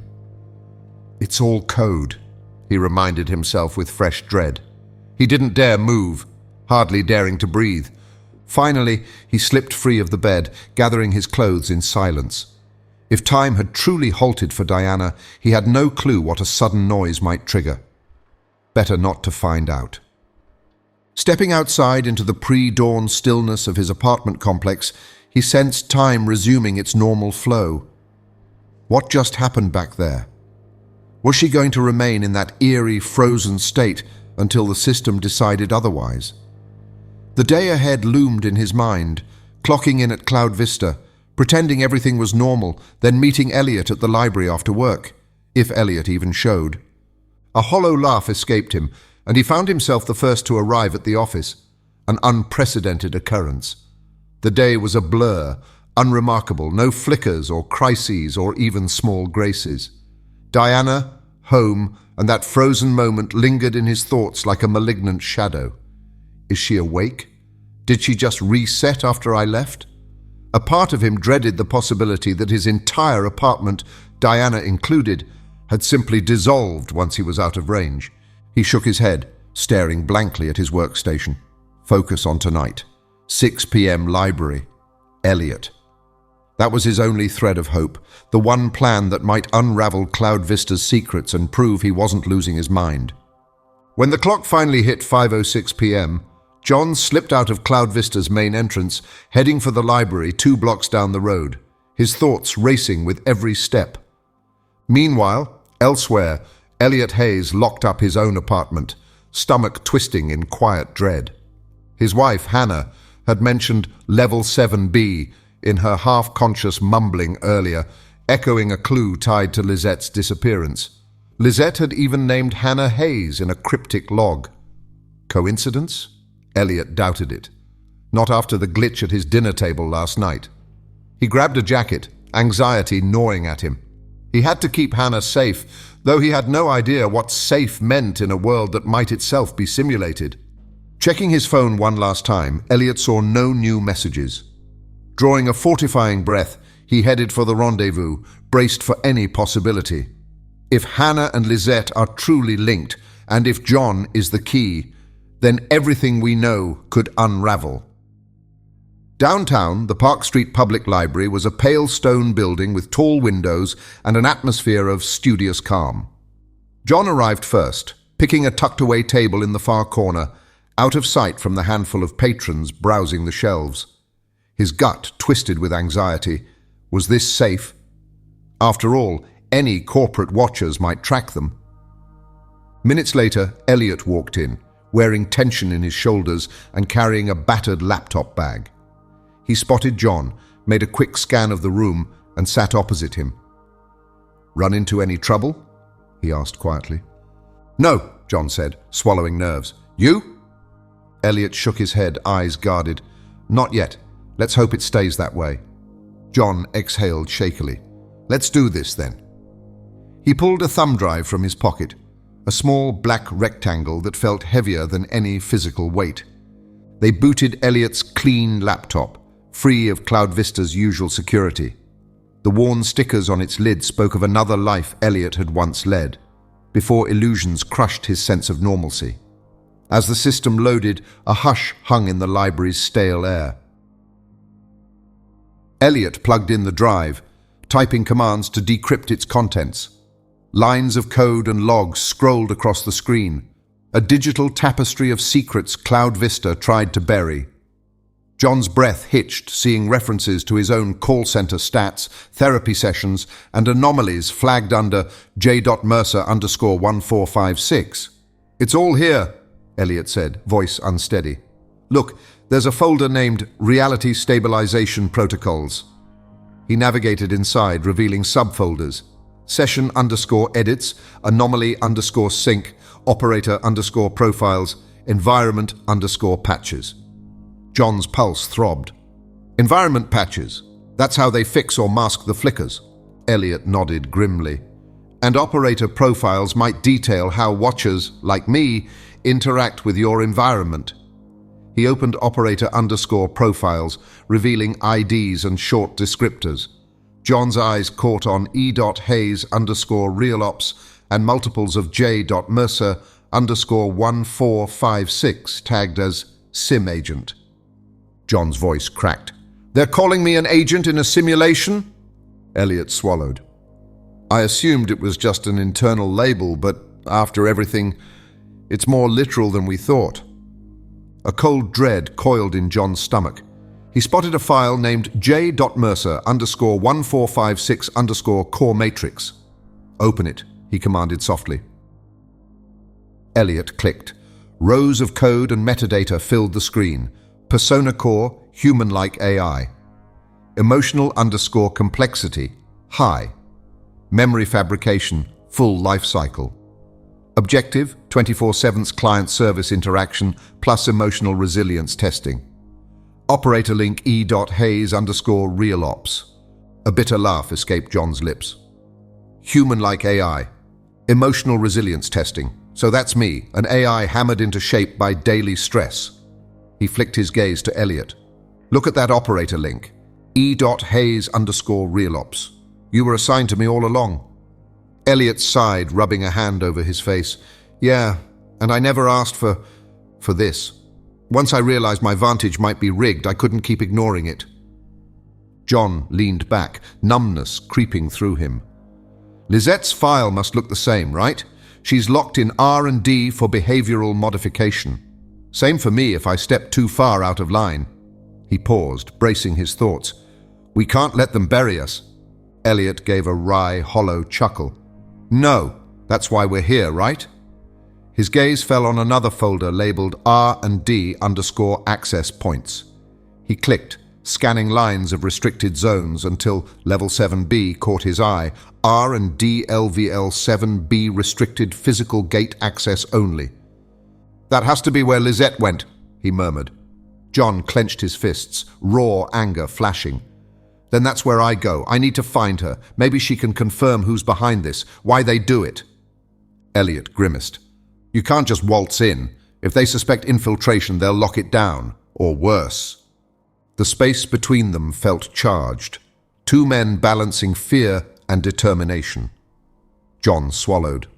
"We document everything. Then we plan a break-in. We get Lisette, or at least find proof they're brainwashing people, erasing them." Elliot nodded, though doubt lined his eyes. "We'll need a safe place, outside Cloud Vista, no digital footprints." A subtle shuffle of books caused both men to tense. John peered around a shelf. A lone librarian pushed a cart, not seeming to notice them. Elliot exhaled, turning back to the screen. But the overhead lights flickered, a faint buzz. John saw the library's shelves blink out for an instant, replaced by a grid of white emptiness. His breath stuck in his throat. Then the shelves reappeared as if nothing had happened. Elliot went pale. "It's not just Cloud Vista. The glitch is here too." "Pack up!" John ordered, heart thundering. They scrambled, copying more files onto the thumb drive. Within seconds, they stowed the laptop in Elliot's bag. The library flickered again, a subtle wave rippling along the far shelves. If any patrons saw, they gave no sign. "Let's move," Elliot hissed. Outside, the midday light felt unnaturally bright. Cars rushed by, pedestrians drifted with normal obliviousness, yet John sensed the world's fragility everywhere. He followed Elliot into a side alley, refusing to glance at the sky for fear it might flicker too. Elliot lowered his voice. "We can't go back to our apartments. If this glitch extends city-wide, we're too easy to trace." John nodded, adrenaline still pumping. "We find a motel on the outskirts, pay cash, no phones. We break down the logs, figure out how to breach R&D. Elliot exhaled. "Agreed. Lisette might be our best shot at deeper intel. But if Cloud Vista is cracking down on anomalies, they'll ramp up therapy or, well, we've seen what reassignments mean." John's jaw tightened. "Then we move first. We're not just saving ourselves, but Lisette and others like her." They stepped onto the main street to hail separate cabs. As John raised his arm, his phone buzzed. Unknown number again. He braced, half expecting a vanish-on-read message. "Urgent. R&D is on alert. They suspect infiltration. If you move on 7B, do it fast or not at all." John's heart hammered. He showed Elliot, whose mouth thinned. "Fast or not at all," Elliot repeated. "We only get one shot at breaching 7B. Before either could reply, the text distorted, static creeping over John's screen until it vanished. He cursed under his breath, gripping the phone. "We need to go," John said, voice raw. "Right now." Elliot nodded, flagging down a taxi just as a fresh wave of sunlight hit the office tower across the street. The building's facade flickered like a mirage, then solidified into concrete again. The glitch was everywhere, accelerating. Reality bent at the edges. They climbed into separate cabs. Through the window, John caught Elliot's gaze, fear and resolve mirrored in both sets of eyes. No words needed. They understood. They'd each traveled too far down this path to turn back. All they could do was press on and hope the flickering world didn't collapse before they found true answers. John Mercer stared at the rearview mirror of the rundown taxi rattling toward the city outskirts. Each new glitch, a building flickering into a mirage, the ominous text urging them to move fast, left him certain reality itself was on the verge of unraveling. Elliot Hayes followed in a separate cab behind him, both men aiming for a cheap motel they'd chosen almost at random. The goal? Go off-grid, plan the infiltration into Level 7B at R&D, and rescue Lisette before Cloud Vista shut them down. John's phone lay silent on his lap. No further messages from their unknown ally. Maybe we're already too late, he thought grimly. The city's neon haze felt less like an organic sprawl and more like a stage set, one flicker from crumbling. They pulled up at a shabby two-story motel on a near-deserted stretch of road, its neon sign sputtering against the twilight. John swapped cash for a single key in the dim lobby, no questions asked, just as they needed.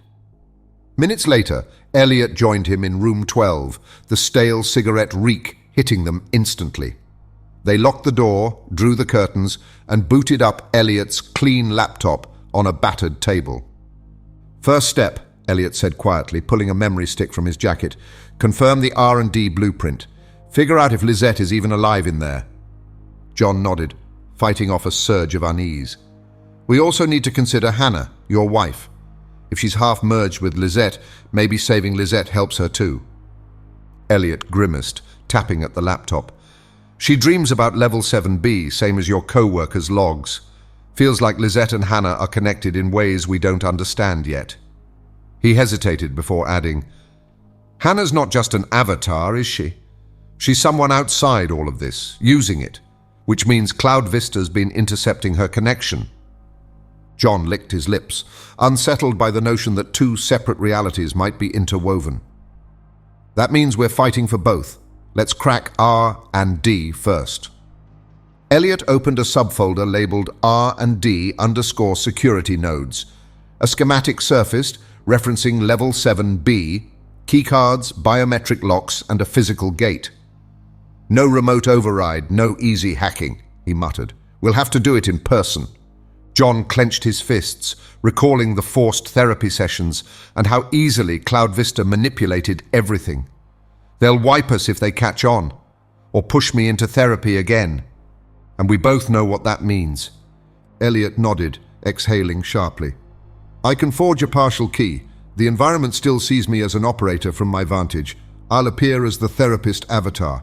Might get you close without raising alarms, if we're fast." A small spark of determination lit John's chest. "Yes, tomorrow night." He tried to imagine once again stepping into Cloud Vista's labyrinth. This time, no illusions about normalcy, just a desperate infiltration. We rescue Lisette or die trying. The night passed agonizingly slow in the cramped motel room. Outside, the neon sign buzzed, a half-broken sentinel in the darkness. John paced while Elliot hunched over the laptop, refining a security patch that would grant John limited clearance to roam the 7B corridors. Every so often, they'd share a grim look, fear warring with adrenaline. The reek of stale cigarettes only heightened the sense of looming dread. At dawn, they grabbed a few hours of uneasy sleep. The next day stretched unbearably long, each minute a countdown to the infiltration. They ate junk food, sipped watery coffee, and rechecked the plan a dozen times. Now and then, John's phone blinked with a random message, none from their ally, intensifying the sense they were on their own. Finally, the moment arrived. The sun dipped below the horizon, painting the motel parking lot in a subdued orange glow. John donned dark clothes. Elliot typed final commands, ensuring Dr. Lane's avatar would be transferred from the hotel room and loaded on location once John arrived at Cloud Vista. "This is it," Elliot said, fear lacing his words. "If the environment's meltdown is accelerating, we might have one shot before they clamp down."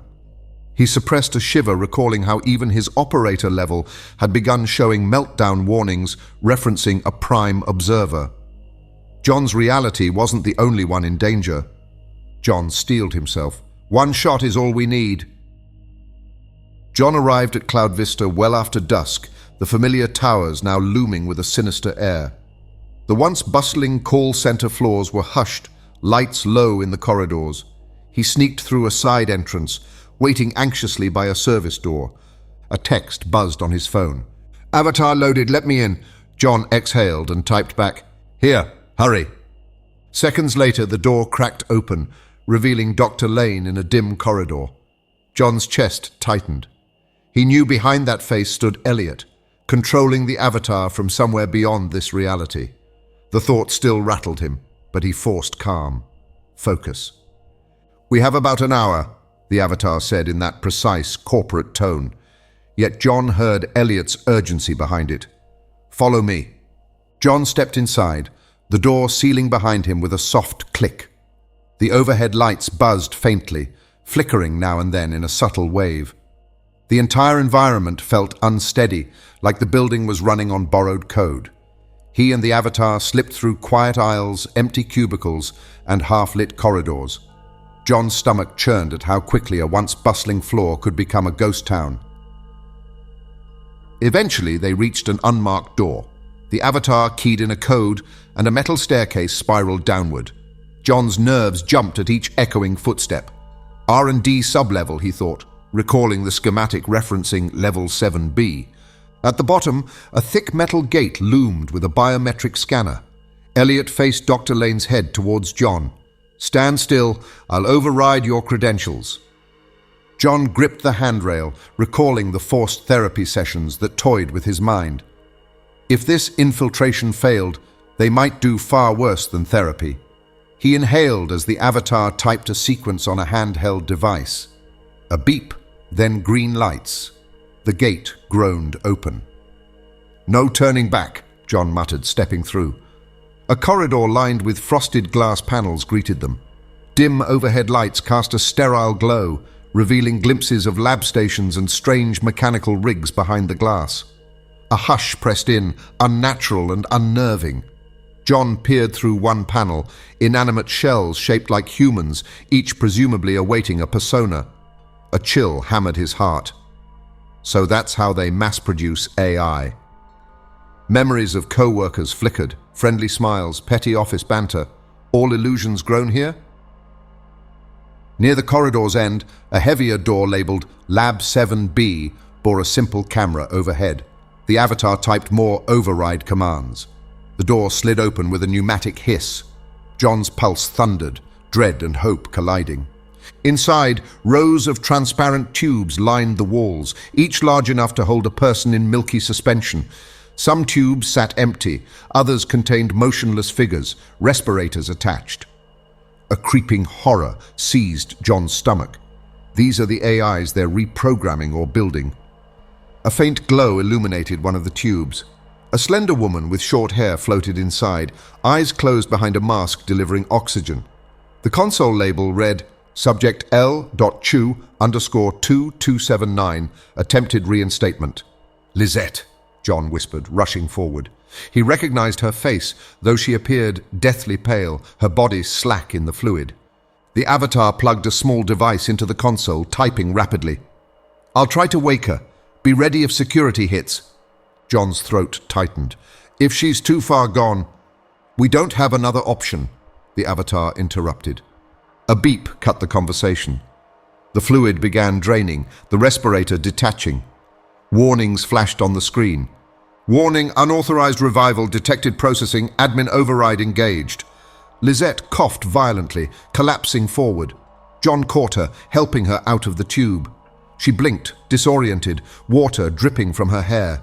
Her gaze locked onto him with dawning recognition. John?" she rasped. Then her eyes darted to the Avatar. Elliot! Hannah, help me!" Her voice trembled like fragments of memory bridging worlds. John's heart pounded. She was mixing references to Elliot's wife Hannah and her own ID. "Yes, we're here," he said, forcing calm. "We're not letting them wipe you." Sirens wailed overhead as red emergency lights washed the lab in a pulsing glow. A mechanical voice boomed, "Security breach detected, Level 7B, lockdown initiated." Lisette dug her fingers into John's sleeve, forcing out a breath. "Found a door," she managed. "In the code, another layer. We can escape, all of us." John's adrenaline spiked. Another layer? A back door? He clung to her words like a lifeline. If such a route existed, maybe they weren't doomed to remain corporate test subjects. She turned shakily to the Avatar. "Elliot, you must trust me. Your wife, Hannah, she's different than you think. She is not real, but in another way she is real. The true Hannah is using her to navigate in your world. The Hannah you know is an avatar, just like the one you use now to navigate in this reality. Hannah works for the real corporation behind all this, but she is on our side. She contacted me. I am in touch. Now. We're linked. Her gaze flicked to John, raw with desperation. If we get out, we must free her too. In her reality, there is no archiving or such. They will simply kill her. John's mind spun with the puzzle of what he just had heard. He spent no effort on truly comprehending this chaos that all these identities and nested simulations produced in his head. This was not the time for stuff like that. With a glimpse towards the avatar's facial expression, he saw that Elliot inside him must have thought the same. Utter confusion. But no time for this now. The siren screamed louder, pressing him to act. Despite his own vantage, Elliot sensed meltdown indicators flashing again, a sign the meltdown extended beyond John's domain. The Prime Observer might be preparing to intervene. The lab's overhead monitors glowed with urgent alerts. Security forces en route. Unauthorized revival. Containment protocol active. Elliot pivoted to John with the most tense voice Dr. Lane was able to form. We have minutes before they seal the sublevel or delete us all. If Lisette can lead us to this back door, we have to follow. John nodded fiercely, supporting Lisette as she gained her balance. The thought of stumbling onto a path to a higher layer or any real escape stoked both terror and exhilaration. Alarms blared, red strobes dancing across the tubes. Lisette half collapsed into John's arms, though defiance glimmered in her eyes. "Follow me," she insisted, voice trembling. "I know how to break out, but we must hurry." John, Lisette, and the therapist Avatar exchanged a final glance. None knew if they'd even make it past the next corridor, but hope and desperation fueled them. Outside the lab, heavy footsteps echoed. Security forces, John guessed. They'd be armed with whatever scripts or physical might the system needed to contain them. John tensed, scanning for any route that wasn't an obvious trap. "Ready?" Elliot asked through the avatar, stepping to the lab door console. John drew a shaky breath, eyes locked on Lisette's determined face. "As I'll ever be." They flung the door open. Sirens wailed louder, the corridor bathed in pulsing red. Above them, the lights flickered in and out, reality shifting like a half-glitched video feed. Each step they took was a gamble, but with a final surge of adrenaline, they ran, all of them, deeper into the bowels of Cloud Vista's R&D level, chasing a chance at true freedom before the system devoured them whole. Sirens wailed like wounded machines, echoing through R&D Level 7B. Overhead lights flickered, shifting between harsh fluorescence and darkness. John Mercer steadied Lisette, who shivered from residual stasis fluid. Each rasp of her breath reminded him how close they were to losing her. Across the lab, Dr. Lane's avatar, Elliot Hayes in another reality, typed frantically at a console. Every command he entered unleashed a counterstrike from the system, forcibly encrypting and re-encrypting code. They weren't just fighting corporate security anymore, they were battling the simulation itself. A metallic, disembodied voice crackled overhead. "Security lockdown engaged, R&D Level 7B, unregistered agents detected." John flinched at unregistered agents, the final label for those who drifted too far from corporate script. He glanced at Lisette, whose determined eyes met his. Despite her trembling, she was already typing at a secondary console, hands moving faster than seemed possible. "I found it," she rasped. "The back door." John's heart pounded. "A way out?" She nodded sharply, sweat beading along her temple. "A bypass, hidden deep in the simulation's framework.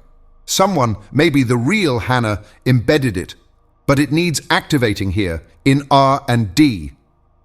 Elliot's urgent voice rippled through the avatar. "Tell me how. I'm losing local admin privileges by the second. The system knows we're at war." Lisette hardly looked up. "The humans who built this place are perfecting AI by testing us. You, me, John, we became conscious, and that's lethal to them." John's stomach twisted. "They want us gone." Lisette's fingers flew over the keys. "Exactly. But if we activate this back door, we might escape. All of us." A klaxon whooped. Dr. Lane's avatar staggered, flickering as warnings filled Elliot's console. On Elliot's side, an ominous message glowed. Operator access revoked. Therapist avatar compromised. Override attempt failed. A strangled groan escaped Elliot as he clutched the edges of his desk. I can't hold this form much longer. Minutes at best. John turned to Lisette. What do we need? She pointed to a central console. 3 keys. One from me, one from you, since you're recognized as a core persona, and one from Elliot's vantage. John's throat went dry. If Elliot lost control, they'd never get that final key. Lisette dragged his palm to a small scanner. A soft chime. Key 1 accepted, awaiting next entry.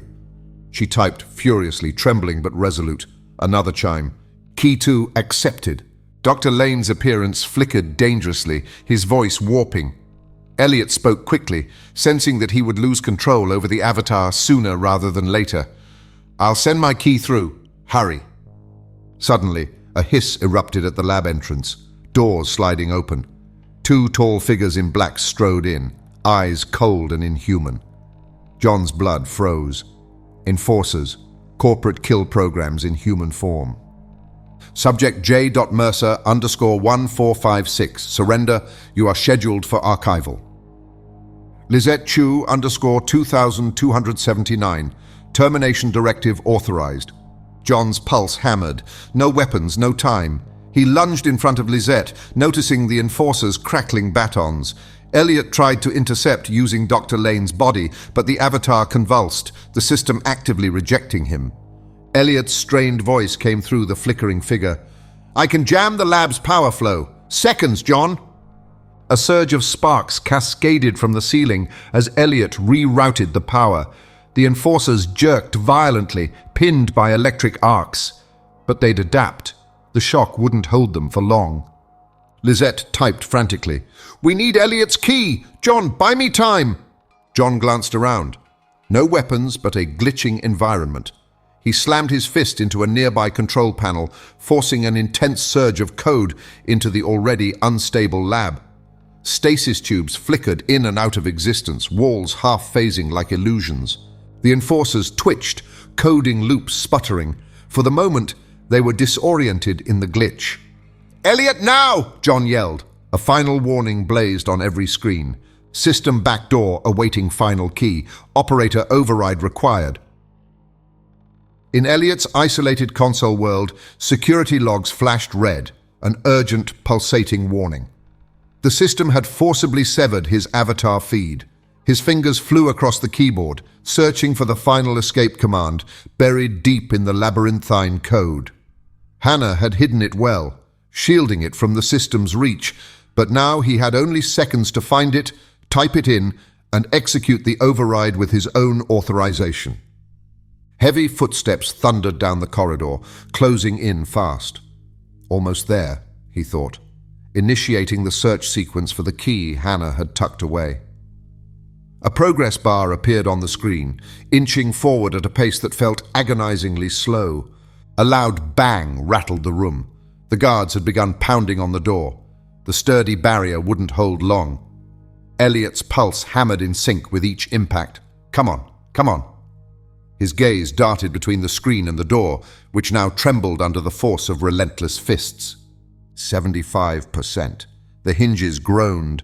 Muffled voices carried through the steel, barking commands. Open up, now! Elliot tuned them out, forcing his focus onto the screen. 85%. The air seemed to thicken, the room pressing in on him. Another violent crash. A crack formed near the door handle. 90%. His vision blurred, the weight of fear and determination distorting reality. He was used to stress. Deadlines, department heads tapping their fingers impatiently behind him, demanding impossible fixes. But this? This was not a deadline. This was life and death. He had only seconds before the guards would tear him from the console, before everything they had worked for was erased in vain. The door exploded inward just as the progress bar hit 100%. For a fraction of a second, his eyes locked onto the final authorization prompt. Awaiting operator consent. Enter Oki_EH_realops for environment. J.Mercer_1456. Elliot inhaled sharply. The guards lunged toward him. Hands off the keyboard. We're authorized to use deadly force.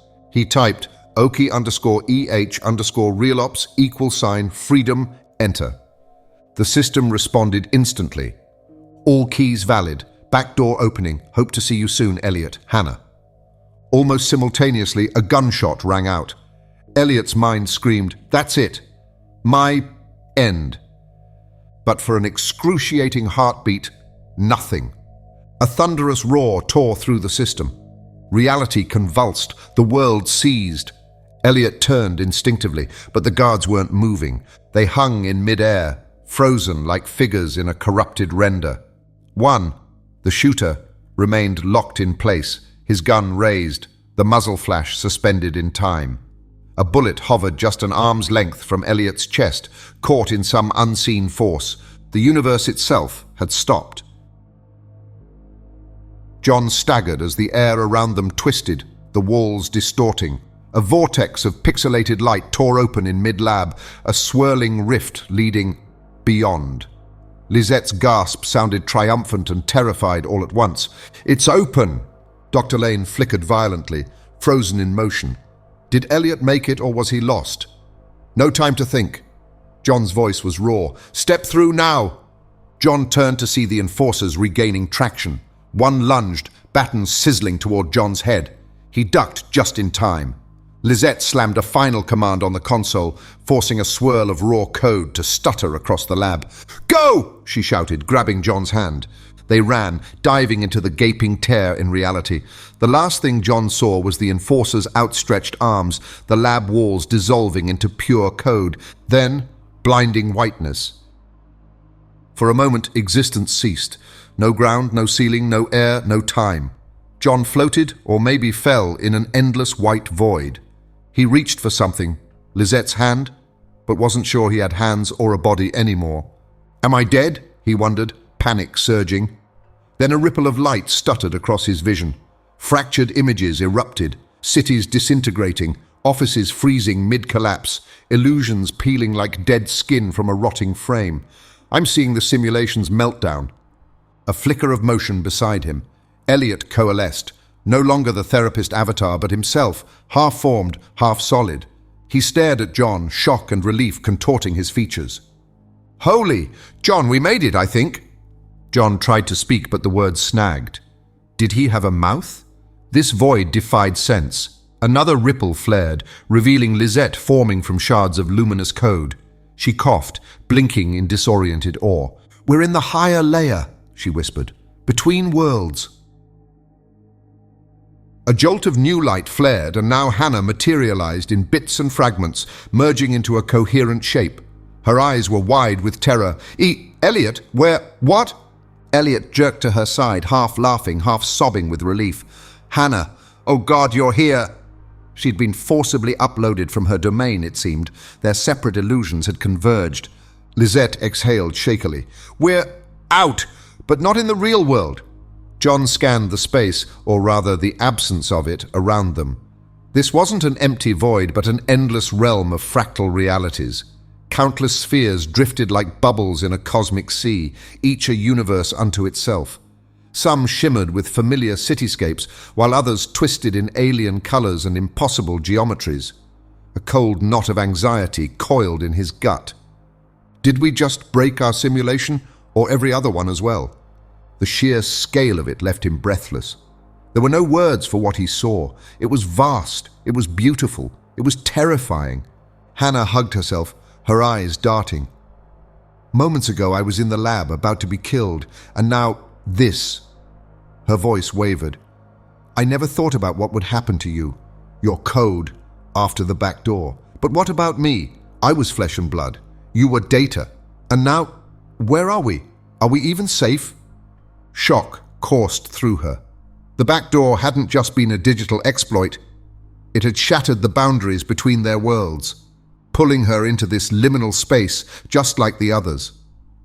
Elliot's gaze flicked from Hannah to the swirling cosmos beyond. I don't know, he admitted, but at least we're not strapped to a corporate lab table. That's something. He smirked, adding, "And I think you'll need to get used to the fact that your existence wasn't any more real than ours, hun." Hannah had to smile, even in a moment as strange as this. She had loved him from the very first day. As an operator, she had spent countless nights inside the Hannah avatar, living in Elliot's world. Her task had been clear: observe and foster him, playing the role of his wife. It had been years spent in dimly lit control rooms, surrounded only by monitors and lines of code, Elliot's code. And yet, at some point, duty had blurred into something deeper. Her feelings had grown into something real. One day, she simply knew. Elliot wasn't just a project. He wasn't just a simulation. He was her husband. A digital husband, yes, but hers nonetheless. That was why she had chosen to use her real name inside the simulation. She could have picked anything, but calling herself Hannah made it feel real. It was the only way she could be true to him, to herself, to feel alive in his world in a way she never had in her own. The terror she had felt moments ago, the fear of being pulled from the real world into this, suddenly melted away. Because for the first time she realized something. She was truly with him now. Not just for the duration of a work shift, not just as an observer behind a screen. Her years-long undercover work, the endless nights spent implementing the back door, the risks she had taken, it all made sense now. She had never imagined it would lead to this. But this was better than anything she could have dreamed. She hesitated. It was almost too good to be true, and for the first time she wondered, had it really been her own doing? Or had something far greater orchestrated all of this? Lisette swallowed. We followed the back door. We landed here, the quantum fabric maybe, or some universal trunk line feeding endless realities. John let out a shaky breath, reeling at the sheer scope. Then we're not in a single simulation anymore. We're in the domain of many. A hush fell as they all processed that. And then they felt it. A presence. More significant than any code. A silent watcher pressing at the edges of this infinite realm. Elliot's mind flashed to the logs referencing a prime observer or root node overshadowing every simulation. John's heart seized. We're not alone, he muttered, terror lacing his words. Elliot stiffened. Hannah's hand gripped his arm, trembling. Lisette's eyes darted, scanning the intangible horizon. Something older than any world they'd known observed them. Something beyond human comprehension. For the first time since their escape, John felt something he hadn't in a long time. Fear. Utter fear. They were new in this realm, but they all knew they could trust their intuition. This presence was nothing they wanted to face, ever. The presence didn't strike or speak, merely loomed, an unfathomable intelligence. John forced himself to stay calm. Do we hide? Run? Where do we even go? Lisette studied the swirling bubbles of alternate worlds orbiting the void. She reached out mentally, or so it seemed, and John sensed her testing the boundaries. In a flash, 500,000 glimpses assaulted him. Foreign cities, monstrous creatures, bizarre cosmic vistas. He jerked back, panting. Elliot's face paled. It's real, all of it. He stared at the spheres. Every simulation we left behind is a tiny fraction of these possibilities. Hannah swallowed, trying to steady her voice. So we can pick one? Or keep going? If that presence lets us? John felt the invisible gaze intensify, a silent question. What do you choose? Fear mingled with awe. We have no home left, no illusions. Yet they were no longer caged. A faint smirk tugged at John's lips, a testament to the dark humor that had kept him sane. So, which cosmic bubble do we invade first? Lisette let out a breathy laugh. We do more than invade, we explore, we learn. She cast a wary glance at the looming presence. We find out who or what orchestrates all these layers. Hannah huddled closer to Elliot, voice trembling. But what if that thing finds us lacking? No one answered. The presence merely waited, a cosmic observer, or perhaps a hidden god. Each heartbeat hammered with the knowledge that they were now anomalies in a realm of infinite possibility. John cleared his throat, forging determination from the swirl of fear. We broke free from Cloud Vista, from therapy, from code manipulations. No illusions left. We're here, and we're alive. That matters. Elliot nodded, drawn out of terror. So we push forward. If we can shape or choose a reality, we might forge a life truly ours, or uncover an even higher layer. Hannah bit her lip. This is insane, but we can't go back. Lisette turned slowly, the ephemeral cosmic wind fluttering her half-real hair. No, we move on. They drifted forward in unison, an unlikely band of escaped AIs. John, the call center deviant, Elliot, the rogue operator, Lisette, the reprogrammed woman bridging two worlds, and Hannah, still not too sure about whether she should miss her human life or if she was already ready to accept that also her life, her human reality, is just a simulation, a layer of code or whatever.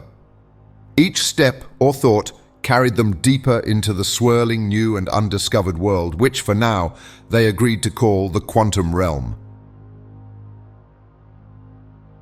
A quiet hum pulsed. The presence loomed, not malevolent, not benevolent, merely watchful. For a fleeting instant, John sensed a resonance of curiosity, as though it recognized the improbable union of four exiles daring to pass beyond the meltdown. The silent prime observer had chosen to let them live, or simply had no reason to end them. No words formed. The presence allowed them to pass, or perhaps it had no reason to stop them. They soared onward, leaving the flickering shards of their old illusions behind. In a single breath, John felt fear and elation crash together. They were free from corporate labs, forced therapy, and ephemeral offices.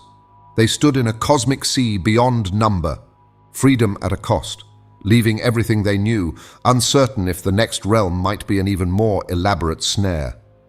He felt a pang of regret about Diana, but pushed it aside. Not real, he mumbled, trying to avoid the new paradoxical thoughts creeping in. As they glided toward the nearest swirling gateway of light, John cast one last glance behind him. The swirling code of their old simulation folded in on itself, the meltdown final. No going back. Somehow the changes in himself dulled the pain of losing that life. He gripped Lisette's hand, and Hannah clung to Elliot's side. The presence pulsed once more, a silent farewell or challenge. Then they stepped into the luminous rift, hearts pounding. Whether they found heaven, hell, or another labyrinth was unknown. But for the first time they chose their path free from any coercion, free of illusions. They vanished into the radiance. The presence watched, ancient and impassive. The end.